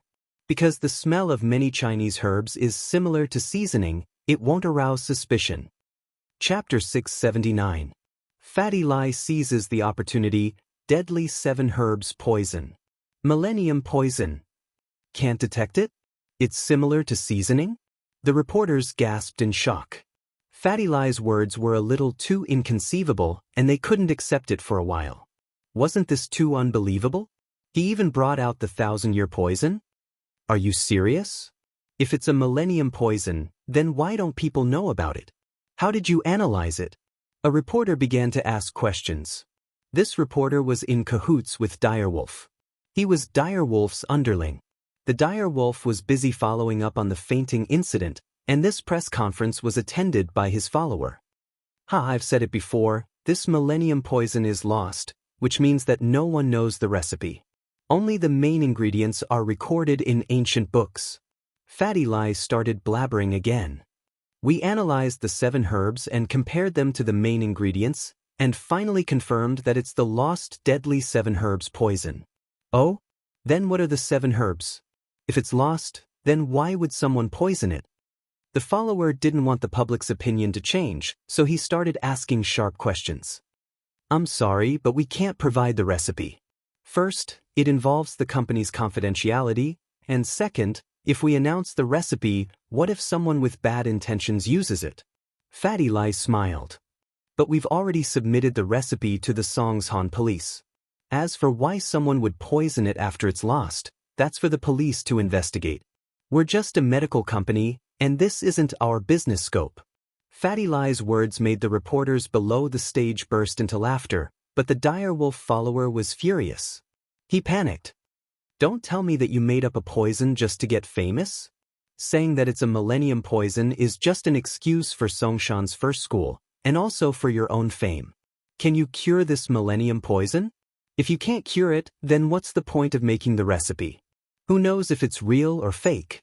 Although the words of Deadly Wolf's underling were impolite, he also asked the question in the minds of many reporters present. In fact, they also had doubts about the authenticity of this deadly 7 herbs poison. After all, this matter was somewhat unbelievable. It was beyond the normal acceptable range. The 1,000-year-old poison was a bit too far away from real life. Therefore, although the question of crippled Wolf's underling was a bit impolite, it did represent the thoughts of some people. Since it's a millennium poison, and the recipe has been lost, how could there be an antidote? Fatty Lie smiled, pausing on purpose. If that's the case, then you admit that you're using this opportunity to create hype? The follower's eyes lit up as he continued. I didn't say that. I'm just saying that since there's no poison recipe in the ancient books, naturally, there's no antidote recipe. Fatty Lie made a calming expression and continued, but, although we don't have the antidote formula right now, the experts of Miracle Dr. Guan's medical company have worked tirelessly, and after many experiments, we've finally created an antidote to the deadly 7 herbs poison. Right now, the factory is working overtime to create the antidote. We'll be able to mass-produce it tomorrow morning and use it on the fainted students. Even the follower and all the reporters were in an uproar. They really made an antidote? They weren't trying to create hype? The strange coma that even the hospital couldn't do anything about was diagnosed as a 1,000-year poison by Miracle Dr. Guan's medical company. Not only that, they even created an antidote for it. This Miracle Dr. Guan's medical company was, just as the rumors said, too magical. Of course, this antidote isn't our company's product. It's specially made for this poisoning incident, and we're not going to charge a single cent for it. Fatty Lie said, we're giving it to the unconscious students for free. This is also the social responsibility of every medical company. Earning money is secondary, saving lives is the first priority. Fatty Lie's words made the reporters on the scene respectful. This was really a kind medical company. If it was some other black-hearted company, not only would they not give it for free, but they would also raise the price. If they sold this batch of antidote to Pengzhan Industries, they would be able to sell it for a sky-high price. Everyone knew that if this incident couldn't be resolved, the biggest impact would be on Pengzhan Industries' first high school, and if Miracle Dr. Guan's medical company used this opportunity to raise the price of the antidote, it wouldn't be hard for them to get a huge profit. Next, I'll announce our new product, Miracle Dr. Guan's injury medicine's effects and release date. After the poisoning incident, Fatty Lai naturally took the opportunity to promote his company's product. The reporters listened carefully to Fatty Lai's introduction, and they were prepared to report this incident when they got back. After the press conference of Miracle Dr. Guan's medical company, the situation changed drastically. The previous direction of public opinion began to change. While the media was ready to condemn the culprit, they were also full of sympathy for the first high school, and at the same time, they gave high praise to Miracle Dr. Guan's medical company. Even Ken Lang couldn't do anything about it. Although he accepted Seely's money, he couldn't go against the current, could he? Now that the truth was out, and everyone was condemning the culprit and praising Miracle Dr. Guan's medical company, Ken Lang couldn't continue to attack the first high school, could he? Even the chief editor of the newspaper asked him to draft an article to refute the previous article, denounce the culprit, and praise Miracle Dr. Guan's medical company. After all, he couldn't possibly go against the mainstream media, could he? Ken Lang had no choice but to call Sihua. Sihua bro, it's me, Ken Lang. Sihua bro, I'm Crippled Wolf. Ken Lang said with a guilty conscience, I tried my best to smear the name of Songshan First School and Pengzhan Industries, but I couldn't do anything about it. That Miracle Dr. Guan's medical company is too powerful. They actually found out the reason why the students were in a coma. They said that they were poisoned by some deadly 7 herbs poison and even made the antidote. I can't lie through my teeth anymore. What? Sihua was shocked after hearing the words. What did you say? Did Miracle Dr. Guan's medical company find out why the students were unconscious? You even concocted an antidote? Chapter 680. Recovering, here's the money. Sihua didn't have the time to waste with Direwolf. He slammed his phone to the side and rushed to find Master Bing. He had to tell Master Bing this news as soon as possible. The news had spread in the media world, but normal people didn't know about it yet. Because the media needed time to write and publish the news, they were only in the preparation stage and hadn't released the news yet. The TV stations were also working overtime to edit the news and get ready to broadcast it as soon as possible. Sihua stumbled into Master Bing's room. Master Bing, it's bad, our plan failed. Master Bing was reading a novel written by Fishman 2, very pure, very flirtatious prequel, on his phone. It was a very enjoyable urban novel. He was imagining himself as the main character and was torturing the supporting characters when he was interrupted by Sihua. He was annoyed. What are you screaming for? What plan failed? Master Bing, Direwolf just called and said that Miracle Dr. Guan's medical company has found the cause of the student's coma. It's poisoning, and they've even found the poison. It's deadly 7 herbs poison, and they've made an antidote. Sihua said in a panic. Impossible. Yao Wang spoke before Master Bing could say anything. Deadly 7 herbs poison is an ancient poison, and there's no antidote. Even I don't know what the antidote is. How could they have the antidote? I don't know either. Direwolf just gave me the news. Sihua was just passing on Direwolf's message. Turn on the TV and see. If it's true, there'll be news on the TV. Master Bing frowned. He had heard of Miracle Dr. Guan's medical company before. It was a newly established company that was in the limelight at House Yu's auction. Could they have made an antidote? Otherwise, how would they know the poison was called deadly 7 herbs poison? Sihua heard Master Bing's words and quickly turned on the TV. It was broadcasting the news of Miracle Dr. Guan's medical company's press conference. Everyone in the room was stunned when they saw Fatty Lai on the stage talking leisurely. Master Bing gritted his teeth in anger. He was overjoyed when he heard that Meng Yao was poisoned as well, but in the blink of an eye, the Miracle Dr. Guan's medicine company solved the problem and even created the antidote. Impossible, impossible. The Yao Wang's eyes widened. With a look of disbelief on his face, he said, This is a 1,000-year-old poison. There's no antidote for it. Even if they know about this poison, it's impossible for them to concoct an antidote in such a short period of time. Not even that person. The person the Medicine King was talking about was someone who had completely defeated him. He was his nightmare, but even that person couldn't create an antidote in such a short period of time. This was absolutely impossible. However, the truth was right in front of him. Yao Wang had no choice but to believe it. After all, the TV news wouldn't simply report it. If the miracle Dr. Guan's medical company didn't create an antidote and instead said that they did, it would be a huge blow to the company once this matter was exposed. This was fatal to a newly established company. Master Bing heard Yao Wang keep saying that it was impossible and he was annoyed.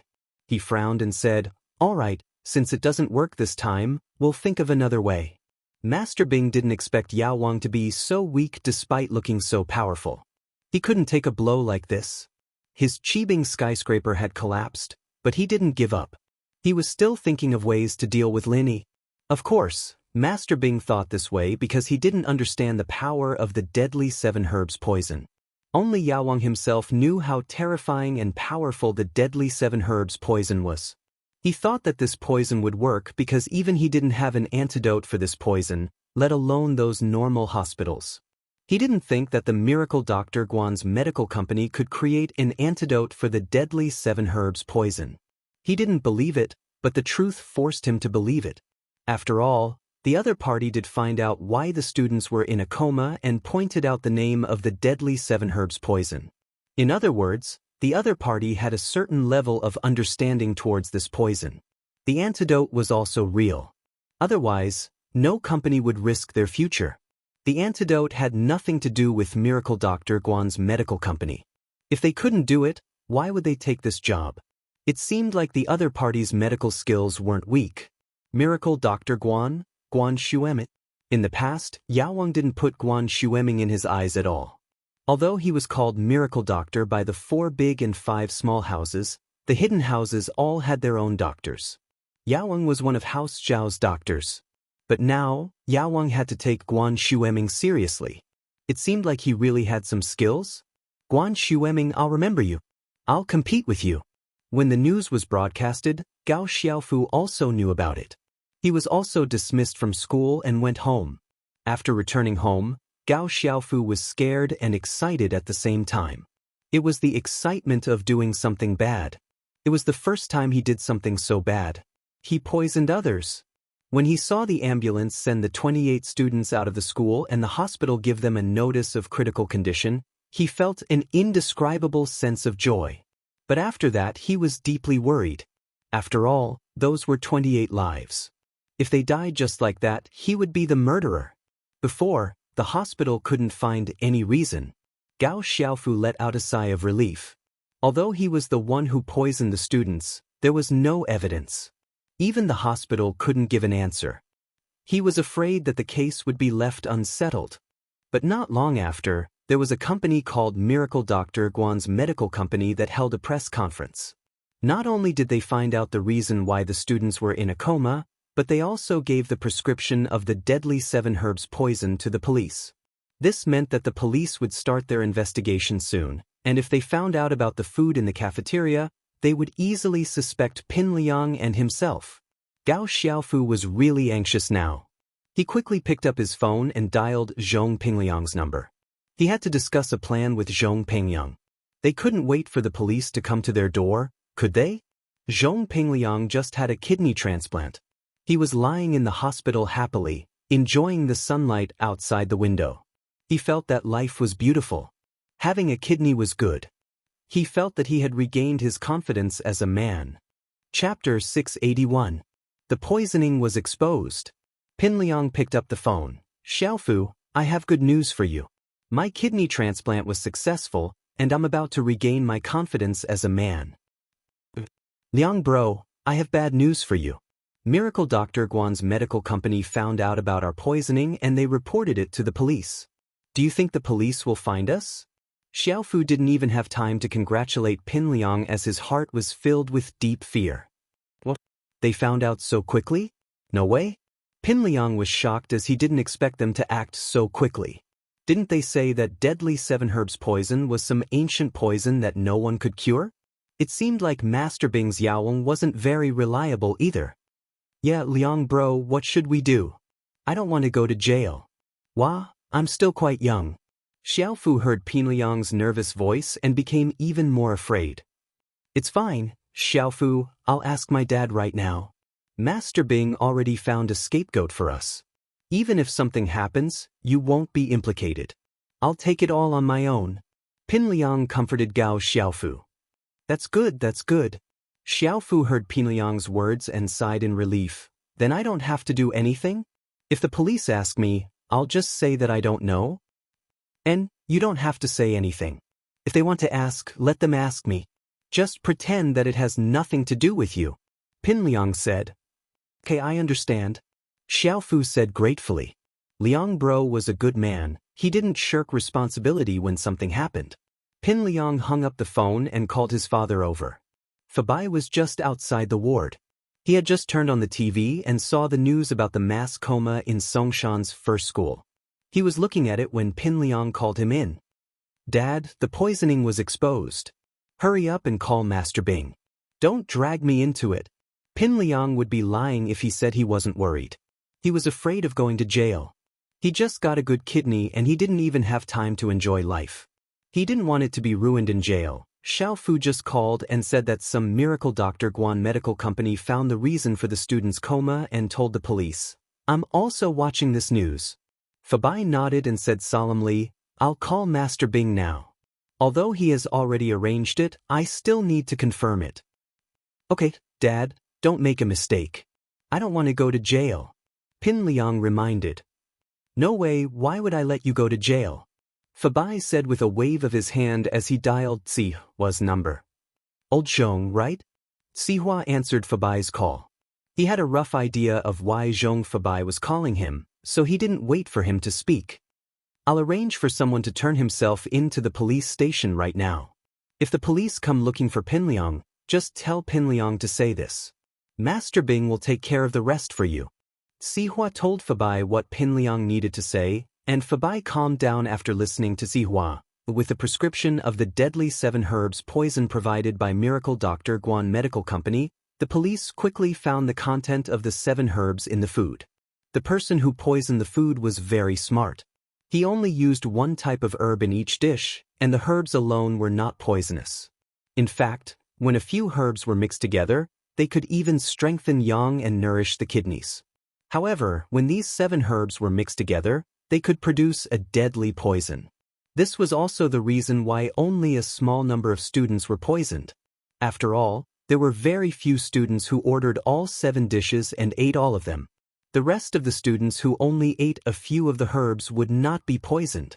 After finding the source of the poison, the police sent people to the school cafeteria to investigate. Without any suspense, the suspects were Zhong Pinliang and Gao Xiaofu, who came to the cafeteria earlier in the afternoon. According to the cafeteria's chef, only Zhong Pinliang and Gao Xiaofu touched the food in the kitchen alone. Other than them, no one else touched the food. After eliminating the possibility of the chef's motive, the police locked their targets on Zhong Pinliang and Gao Xiaofu. Zhong Pinliang didn't expect the police to react so quickly. Gao Xiaofu hadn't hung up for long and the police already came to his door. Hello, I'm the captain of Songshan's criminal investigation team, Lu Wangli. This is my ID. Lu Wangli arrived quickly and the person who received him was Zhong Pinliang's father, Zhong Fabai. Hello, Officer Lu, you're finally here. That's great. Zhong Fabai quickly shook Lu Wangli's hand enthusiastically. Lu Wangli was stunned. He didn't understand why Zhong Fabai was so enthusiastic. He was here to arrest his son, okay? Mr. Zhong, why did you look forward to my arrival? Lu Wangli asked curiously. Yes, my son Pinliang.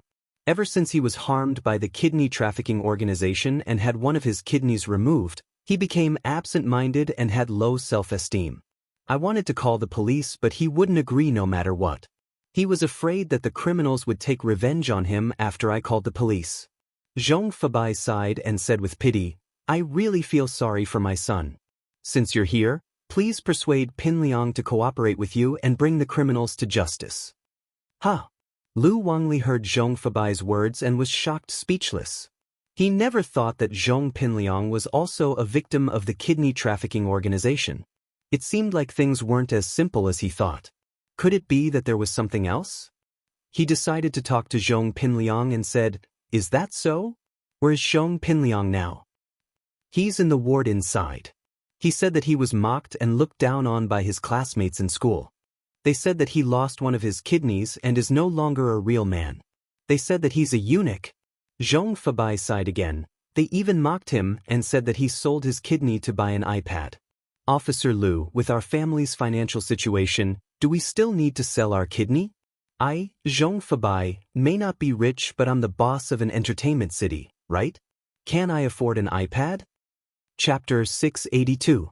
Deceiving the Heavens. Well, I haven't finished speaking yet. He's being ridiculed in school. I don't think it's okay. If this continues, Pinliang will become a mental patient. What if he does something I'll regret? I only have one son. Fabai said, so I contacted a black intermediary and bought another kidney for Pinliang. I just finished the kidney transplant and he's resting inside right now. Bought him another kidney? Just finished the surgery? Lu Wangli was even more shocked. Pinliang was poisoned and now he had a surgery? What kind of speed was that? I know that it's illegal to buy and sell kidneys through illegal agents, but you can understand me. I pity all parents. Fabai sighed. If you want to punish someone, punish me. You can't let Pinliang return the kidney. He can't afford it. He just regained his confidence as a man and wants to live again. Don't ruin his life. Lu Wangli was even more confused. Why did it sound so strange? Was Pinliang the one who poisoned Pinliang? I'll pretend that I don't know anything about this black agent, but I have something else I want to ask Zhong Pinliang. Can I talk to him alone? Lu Wangli asked. As for Fabai buying a kidney from an illegal agent, it was already given to Pinliang. There was no point in pursuing the matter. Pinliang was also a victim. Yes, of course. Help me persuade him again. Let him regain his confidence and go to school.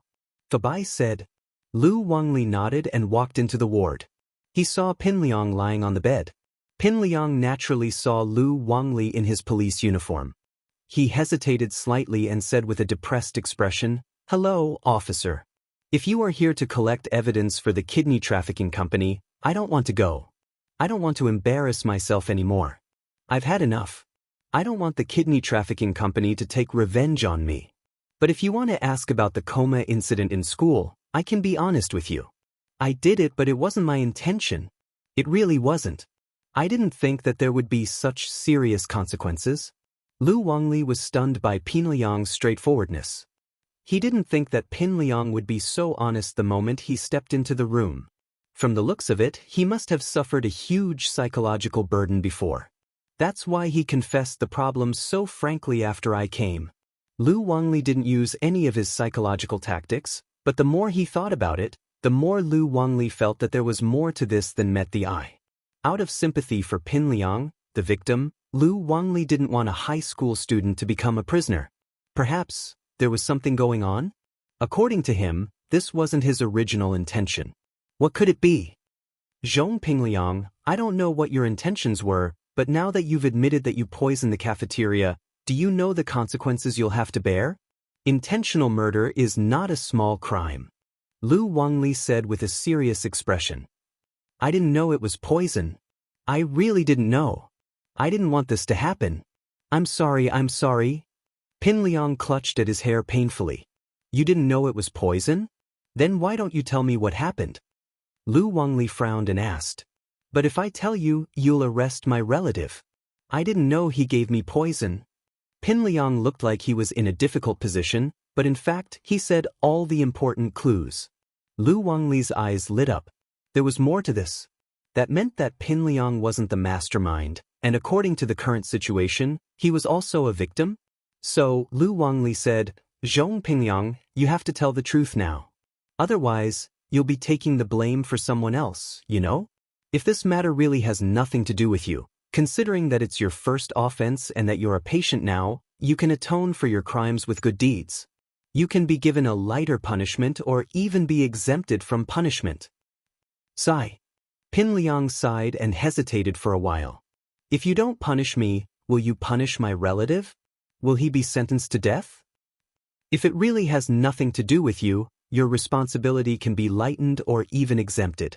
But if your relative is the mastermind, then his crime will be heavy. As for whether he will be sentenced to death or not, it depends on his attitude of admitting his mistake and his motive. Of course, it still depends on the court's decision. Wang Lin said. All right, you can find out even if I don't tell you. Pin Liang nodded and began to explain, actually, this is what happened. I have to start from when my kidney was cut off. After my kidney was cut off, my classmates all laughed at me and looked at me weirdly. Some of them even said that I'm not a complete man anymore, that I'm a eunuch. Some even mocked me and said that I sold my kidney to buy an iPad. This made me lose all my face. I hate them. These people are too evil. They don't understand the pain in my heart. They don't know how inferior I feel. I hate them. And then, Wang Lin nodded. He started to sympathize with Zhong Pingliang. He had already lost a kidney, and he was still being laughed at. No one would be able to take it. A while ago, I even paid for everyone to go to the beach, and what did they do to me? They mocked me and I hate them. I want to take revenge. Pin Liang couldn't hold back the anger in his eyes. Continue. How do you want to take revenge on them? Wang Lin thought. Was this Pin Liang's motive for poisoning his kidney? I didn't know how to take revenge on them. At that time, a relative of mine came to visit me. I told him my idea. He said that he would help me come up with an idea. He said that he would take care of it all.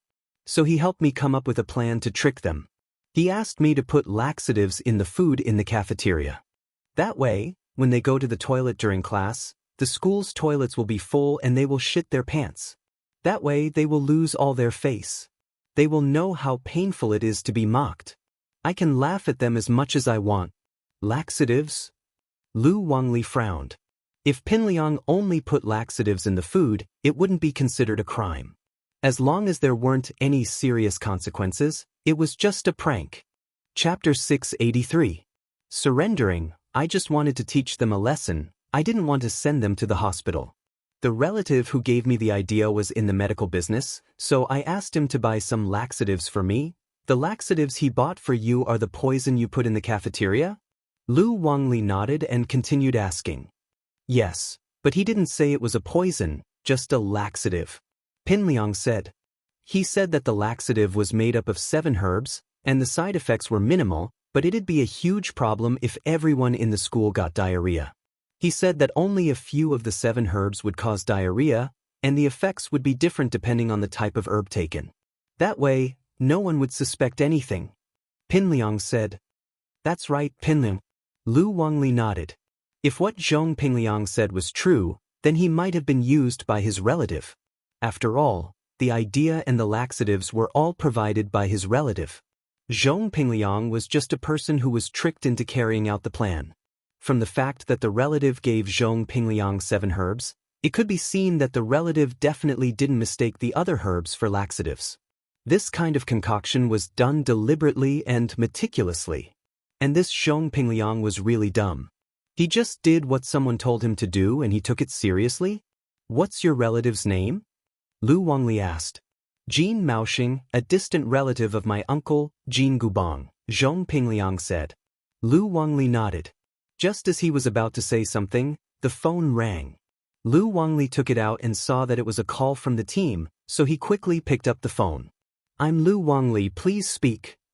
Captain Liu, a person called Jin Maoxing came to the police station to surrender. He said that he was the mastermind of the Songshan cafeteria poisoning case. The call was from one of Wang Lin's subordinates. Oh, okay, I'll go right now. Wang Lin thought to himself that this was really a coincidence. He had just gotten the name of the criminal suspect, and the other party had already surrendered. But this way, Wang Lin didn't doubt Zhong Pingliang's words anymore. After hanging up, Wang Lin turned to Zhong Pingliang. Zhong Pingliang, although you're a victim in this case, you're still responsible for it. Please don't leave Songshan for now until the case is over. All right. Pin Liang nodded. I'll be staying in the hospital for a while. I won't wander around. You don't have to be afraid now. The kidney trafficking organization has been wiped out by the police, so you don't have to feel any psychological burden. Wang Lin said, "We hope that you can be a witness for the police. When the time comes, we can accuse the kidney trafficking organization." The kidney trafficking organization has been wiped out? Pin Liang was shocked. He'd just gotten a kidney transplant at noon. How did he get wiped out so quickly? Wasn't the speed a little too fast? Yes, the kidney trafficking organization's headquarters has been uprooted. Of course, if you're worried that the kidney trafficking organization will take revenge on you, we can send some police to protect you while you're in the hospital. Wang Lin said. Pin Liang said that he didn't want to testify because he was afraid of losing face and revenge. It was all bullsh*t to confuse Wang Lin. But now that he heard that the kidney trafficking organization had been wiped out, Pin Liang was tempted. Did Zhang Wen get arrested? Pin Liang still hated Zhang Wen. After all, he was the culprit who cut off his kidney. As for Lin Yi, Pin Liang didn't hate him anymore. He'd already given Lin Yi's kidney to himself. Why would he hate Lin Yi? He should pity him instead. A great master in the Lin family had lost a kidney. It would be a joke if people heard about it. He heard from Heibao Bro that Lin Yi was also a golden class master. If he got a golden class master's kidney, would he have the strength of a golden class master? He didn't need all of it, just half would be enough. Pin Liang fantasized about a wonderful life where he could dominate the world, planning to test out his strength after he recovered from his illness. So, when he heard that the kidney trafficking organization had been wiped out, Pin Liang was actually very happy after the shock. He couldn't do anything to Zhang Wen, but the police could. Now that he had a kidney, he didn't need anything from Zhang Wen anymore. If it was destroyed, then so be it. Is that so? If I'm a witness, then wouldn't I be able to atone for my crime? Pin Liang pretended to be hesitant as he asked. Of course. After all, we need to consider your final punishment, Wang Lin said. All right, I'll testify. Pin Liang nodded, but you have to protect me. I don't want the kidney trafficking organization to take revenge on me. Don't worry about that. We will definitely consider the witnesses' safety. Wang Lin nodded. Pin Liang was feeling great. Not only was he fine after poisoning the kidney, he even had the police to protect him.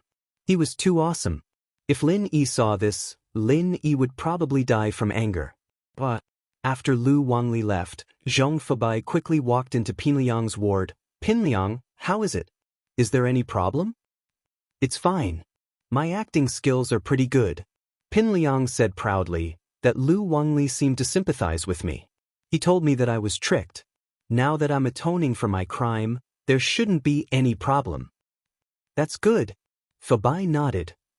Everything has been arranged for your Uncle Jin Gubang's relative. Master Bing gave his family 3 million as a settlement allowance. His wife died early and he had 2 sons. He was worried that he wouldn't have enough money to arrange a wedding for them. Now that he has everything, he's overjoyed. He said that it was worth it even if he died. Right, Dad? I heard from Wang Lin that the police wiped out the kidney trafficking organization. Pin Liang lowered his voice. Say, I just got a kidney transplant this afternoon. Why did the police wipe them out so quickly? Did they wipe out Zhang Wen's headquarters? No way? So fast? That Zhang Wen is really unlucky. Fabai said with an indescribable joy in his heart. His son's kidney was removed. It wasn't as simple as returning one back. Now that his headquarters was wiped out, it was his punishment. But God bless House Zhong. They were wiped out right after you got a kidney transplant. You're really lucky. Chapter 684. Motive, that's true. Fabai thought about it carefully and it was true. It seemed like House Zhong was going to prosper. Thus, the father and son laughed happily in the ward. After laughing for a while, Zhong Pingliang felt that something was wrong and quickly said, Dad, don't laugh. Wang Lin said that he would send police to protect me. Don't let them see anything wrong. Fabai's smile stopped abruptly. He almost choked to death. After a while, he said, Why didn't you say so earlier? Jean Maoxing had rehearsed many times, so when he arrived at the police station, he was familiar with the process and directly confessed the problem. As for why he surrendered, It was because he watched the TV and couldn't take the pressure anymore. His motive was actually very simple. It was a spur-of-the-moment idea. After listening to Zhong Pingliang's confession, he came up with this revenge plan on the spur of the moment. And the reason why he wanted revenge was because of something that happened a year ago. A year ago, Jin Maoxing's family was very poor. He raised 2 children alone. The money he earned from selling herbs was not enough at all. His daily expenses were enough, but he still had to find wives for his 2 sons, right? Without a house and a car, who would follow you? So, Jin Maoxing's mind became active. He wanted to do something himself, so he found his distant relative, Jin Gubang, and asked him to think of a way to help him. He contracted the cafeteria of Yi High School, which solved the urgent problem. The cafeteria was a money-making job. If it was done well, it wouldn't be a problem to make a few $100,000 a year. Jin Maoxing thought that contracting a cafeteria shouldn't be difficult for Jin Gubang, the second largest shareholder of Pengzhan Industries. In fact, Jin Gubang didn't think it was difficult. Although he was a distant relative, they were still relatives with the same surname. If he could help, he would. It didn't take much effort. It was just a matter of moving his lips. However, he didn't expect that when Jin Gubang raised this suggestion at the board meeting, it was rejected by Pengzhan. The reason was very simple. The cafeteria of Yi High School had to be self-operated. This way, the freshness of the ingredients could be guaranteed, and it could also generate a lot of income for the school. Why not? Gubang was humiliated, and he hated Pengzhan to the core. However, he had always been planning to replace Pengzhan, so he didn't show it, only telling Jin Maoxing what Pengzhan had said. Jin Maoxing failed to contract the cafeteria, and he hated Pengzhan to the core. It wasn't like Pengzhan didn't want to pay the contract fee. They were self-employed and they wouldn't earn much more than Pengzhan, so why couldn't he contract it? It wasn't like he had nothing to do with it. However, because Jin Gubang was still a shareholder of the group, although Jin Maoxing was unhappy, he did not do anything else. In the blink of an eye, a year had passed. Zhong Pingliang's confession reminded Jin Maoxing of the hatred from a year ago. Now that Jin Gubang was no longer the chairman of the group, whatever Jin Maoxing did wouldn't affect Jin Gubang anymore. Originally, he was angry because he failed to contract the cafeteria, so Jin Maoxing also set his sights on the school cafeteria. Aren't you self-employed? Then I'll let something happen to you. Let's see what the consequences of self-employment are. Of course, when Jin Maoxing did this, he also considered the consequences. However, he remembered that the poison he used was learned from an old traditional Chinese medicine doctor when he was traveling in Jianghu to collect medicine. It was an ancient prescription that had been lost, and the concoction was complicated. It required 7 herbs to be present at the same time for the poison to be poisoned. The hospital and the police shouldn't be able to find such a special poison, so in the end he could only let it go.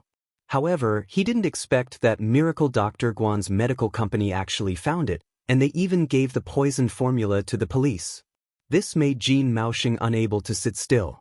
He couldn't withstand the pressure, so he came to the police station to surrender. What Jin Maoxing said was reasonable, and the reason for the crime was sufficient. The remaining 7 herbs were also found in his house, which allowed the police to close the case very quickly. As for Zhong Pingliang, Jin Maoxing also made it very clear that he was just using him. It had nothing much to do with Zhong Pingliang. He would take responsibility for what he did, so he didn't want to punish Zhong Pingliang. Lu Wangli was originally full of sympathy for Zhong Pingliang. After a meeting and discussion, since Zhong Pingliang was a victim of the kidney trafficking company, the city was now weakening the influence of the kidney trafficking company on the people. It was not appropriate to publicize Zhong Pingliang's matter too openly. Zhong Pingliang was also bewitched by Jin Maoxing and was deceived by Jin Maoxing. He was also a victim, so he was exempted from criminal punishment, but he still needed to be criticized and educated. However, they didn't know if all the remaining members of the kidney trafficking company were caught. As a victim of the kidney trafficking company, the police still gave Zhong Pingliang the necessary protection measures while he was in the hospital. There were police officers guarding near Zhong Pingliang's ward 24 hours a day. The police needed the victim to testify in court against the crime of the criminal group and Zhong Pingliang. However, after the incident, Wang Lin called Ding Binggong and talked about Zhong Pingliang's matter alone. Principal Ding, this student Zhong Pingliang is actually very pitiful. One of his kidneys was cut off. It's already tragic enough, and the students are laughing at him. This is not good for his psychological growth. Wang Lin said, I suggest the school to organize a charity activity and visit Zhong Pingliang in the hospital together. Wang Lin was doing his best for Zhong Pingliang. In order to prevent his psychological growth from being distorted, he made such a suggestion to the school. Ding Binggong naturally agreed immediately. After all, although the students' academic results were important, the students' psychological quality couldn't be ignored. Thus, the incident of the first high school students fainting together was considered to have temporarily come to an end. The first high school's reputation was basically restored, and they were just waiting for the police to hold a press conference to announce the truth of the matter.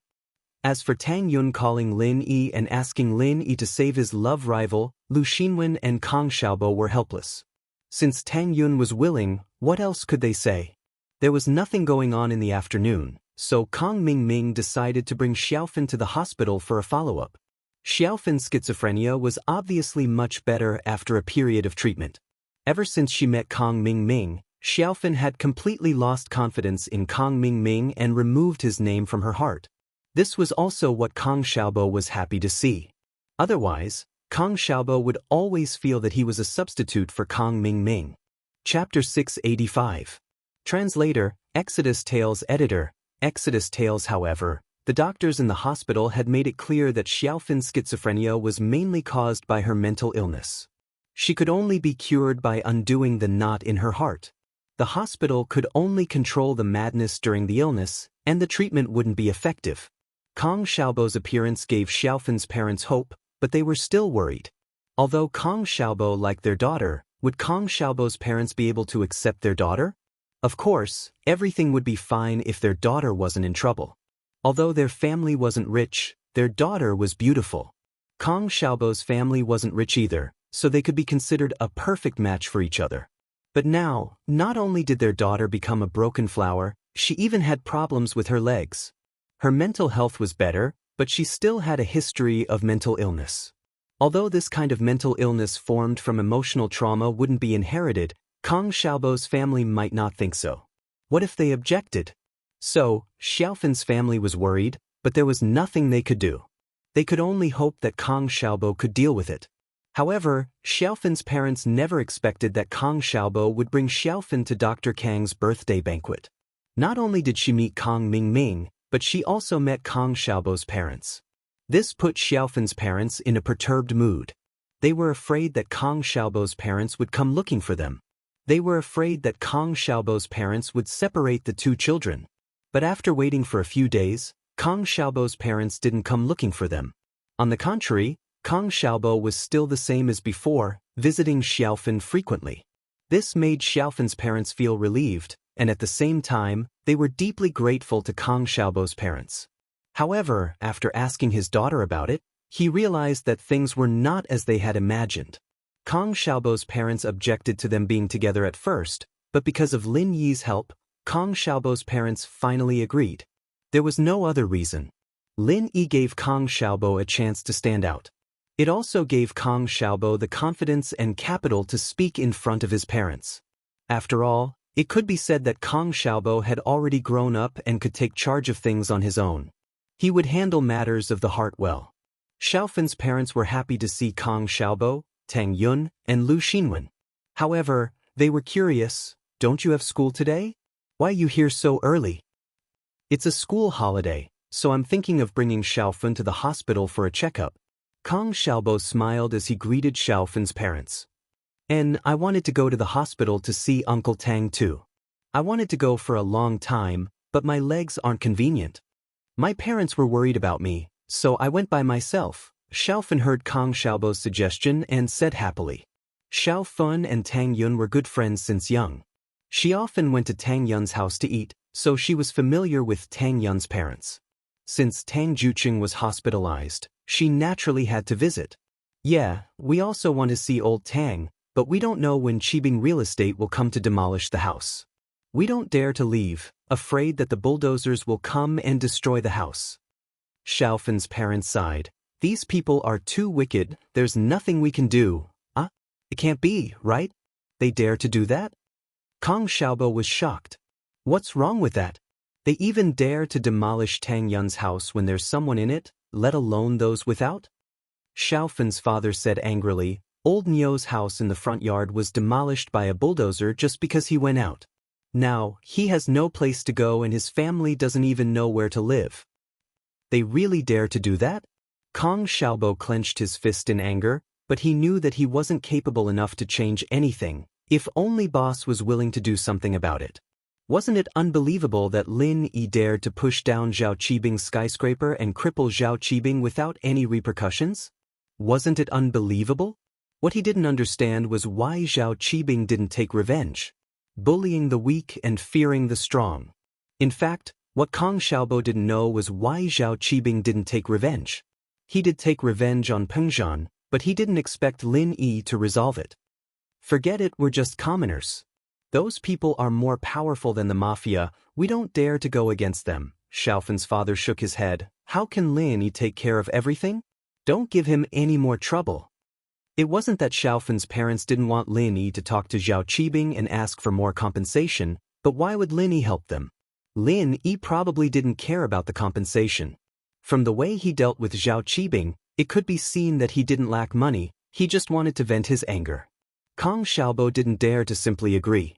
He could only wait until he saw Lin Yi and talk to him.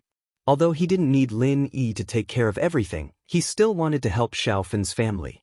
After all, she was his girlfriend, wasn't she? Kong Xiaobo brought Xiaofen, Tang Yun, and Lu Xinwen out of the slums. They stopped a taxi and the four of them rushed to the hospital. Kong Xiaoming was shivering in the ice hockey rink. He didn't care about the people looking at him as if he was an idiot. Finally, he felt that he couldn't take it anymore. His body was hot and cold at the same time. Tears and snot flowed down his face. He almost fainted. He turned to Zhu Xiaozhang and asked, Xiaozhang, can you check if I have a fever? Zhu Xiaozhang quickly touched Kong Xiaoming's forehead and jumped in fright. Master Ming, your head is so hot. You can boil water. Is that so? That's great, let's go. Kong Ming clenched his teeth and smiled bitterly. Yeah, we finally did it. Wang Shubing was happy as well. He felt cold even with his jacket on. He didn't want to stay here any longer. I finally caught a cold. Kong Ming was in pain and happiness at the same time. He stood up, laughed, and staggered to the door. The people in the ice hockey rink were dumbfounded. Was this guy an idiot? He finally caught a cold? Did he come here to catch a cold? Could this guy be a mental patient? The girl who took pictures with her phone continued to record this scene. She was ready to upload it to the internet. This was a cold bro. Kong Ming, Zhu Xiaozhang, and Wang Shubing left the ice hockey rink and drove the Porsche Cayenne back to the hospital. He was in a hurry to see Guan Exin. Chapter 686. Another failure. It wasn't easy for them to make it to the First People's Hospital. Wang Shubin and Zhu Xiaozhang also started sneezing, but it wasn't too serious. They supported Kong Xiaoming, who couldn't even stand up, into the hospital. They rushed to the floor where Guan Xian worked and found her in the nurse's office. Achoo! Kong Ming sneezed as soon as he entered the room. Guan Xian, who was preparing medicine, jumped in fright. She turned around and saw Kong Ming walking in with two other people supporting him. She was surprised. Why are you here again? Guan Xian, I'm here to see a doctor. Kong Ming felt like he finally found a reason to talk to Guan Xian. He was excited. I have a cold, can you give me a shot? Did you register? Did you see a doctor? Do you have a doctor's advice? Guan Xian furrowed her eyebrows. She didn't understand why Kong Xiaoming was so sick after going out for a walk. It seemed to be very serious. But whether he was sick or not, Guan Xian couldn't give him a shot. How could she give him a shot without a doctor's advice? I still need to see a doctor? Look at me, I'm going to die if I don't get a shot. Kong Ming was stunned. He suddenly remembered the procedure of going to the hospital to see a doctor. It was all his fault for having a fever. He was confused and his brain wasn't working. But why didn't Zhu Xiaozhang and Wang Shubing remind him? They didn't have a fever, why were they so stupid? He couldn't help but glare at Zhu Xiaozhang and Wang Shubing. But in front of Guan Xian, Kong Mingming couldn't scold them directly. This was Kong Mingming's wish. Zhu Xiaozhang and Wang Shubing were young masters. When they were in the capital, they didn't even need to register for a doctor. Especially with Kong Mingming's relationship with Dr. Kang's family. No matter which hospital they went to, they would have someone they knew. They could just find someone they knew to give them the shots and medicine. They didn't even need to register for a doctor.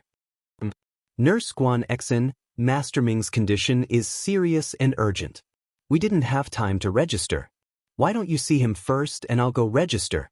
Wang Shubing quickly said. Then you should go to the doctor too.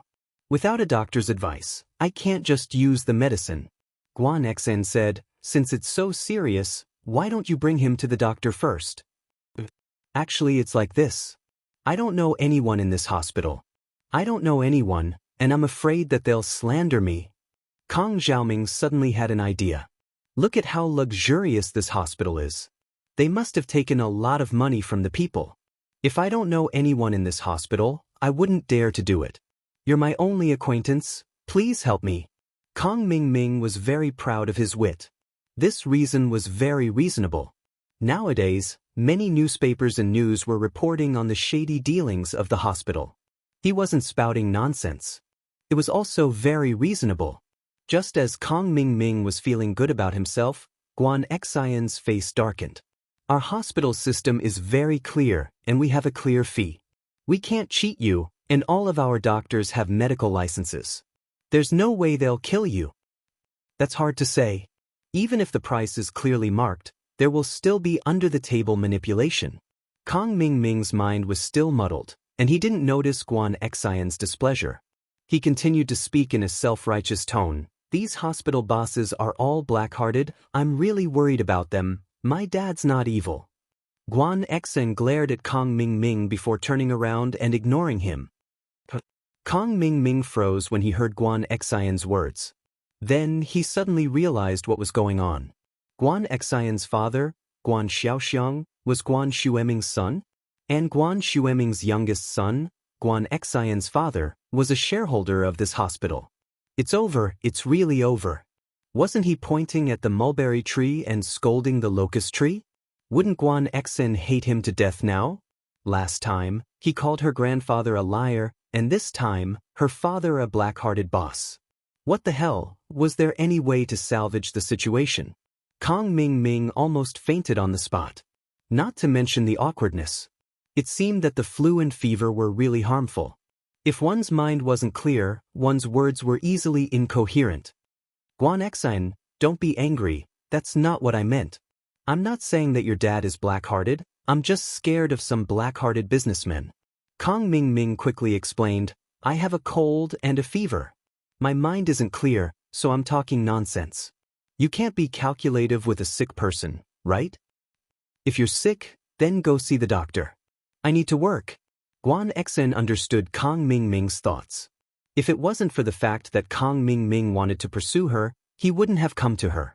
But Guan Xian didn't like him, so she wouldn't give him a chance. Kong Xiaoming didn't want to pester Guan Xian to accompany him anymore. He glanced at Wang Shubing and Zhu Xiaozhang, signaling them to bring him to the registration counter. After all, he could always ask Guan Xian for the injection after he got the doctor's order.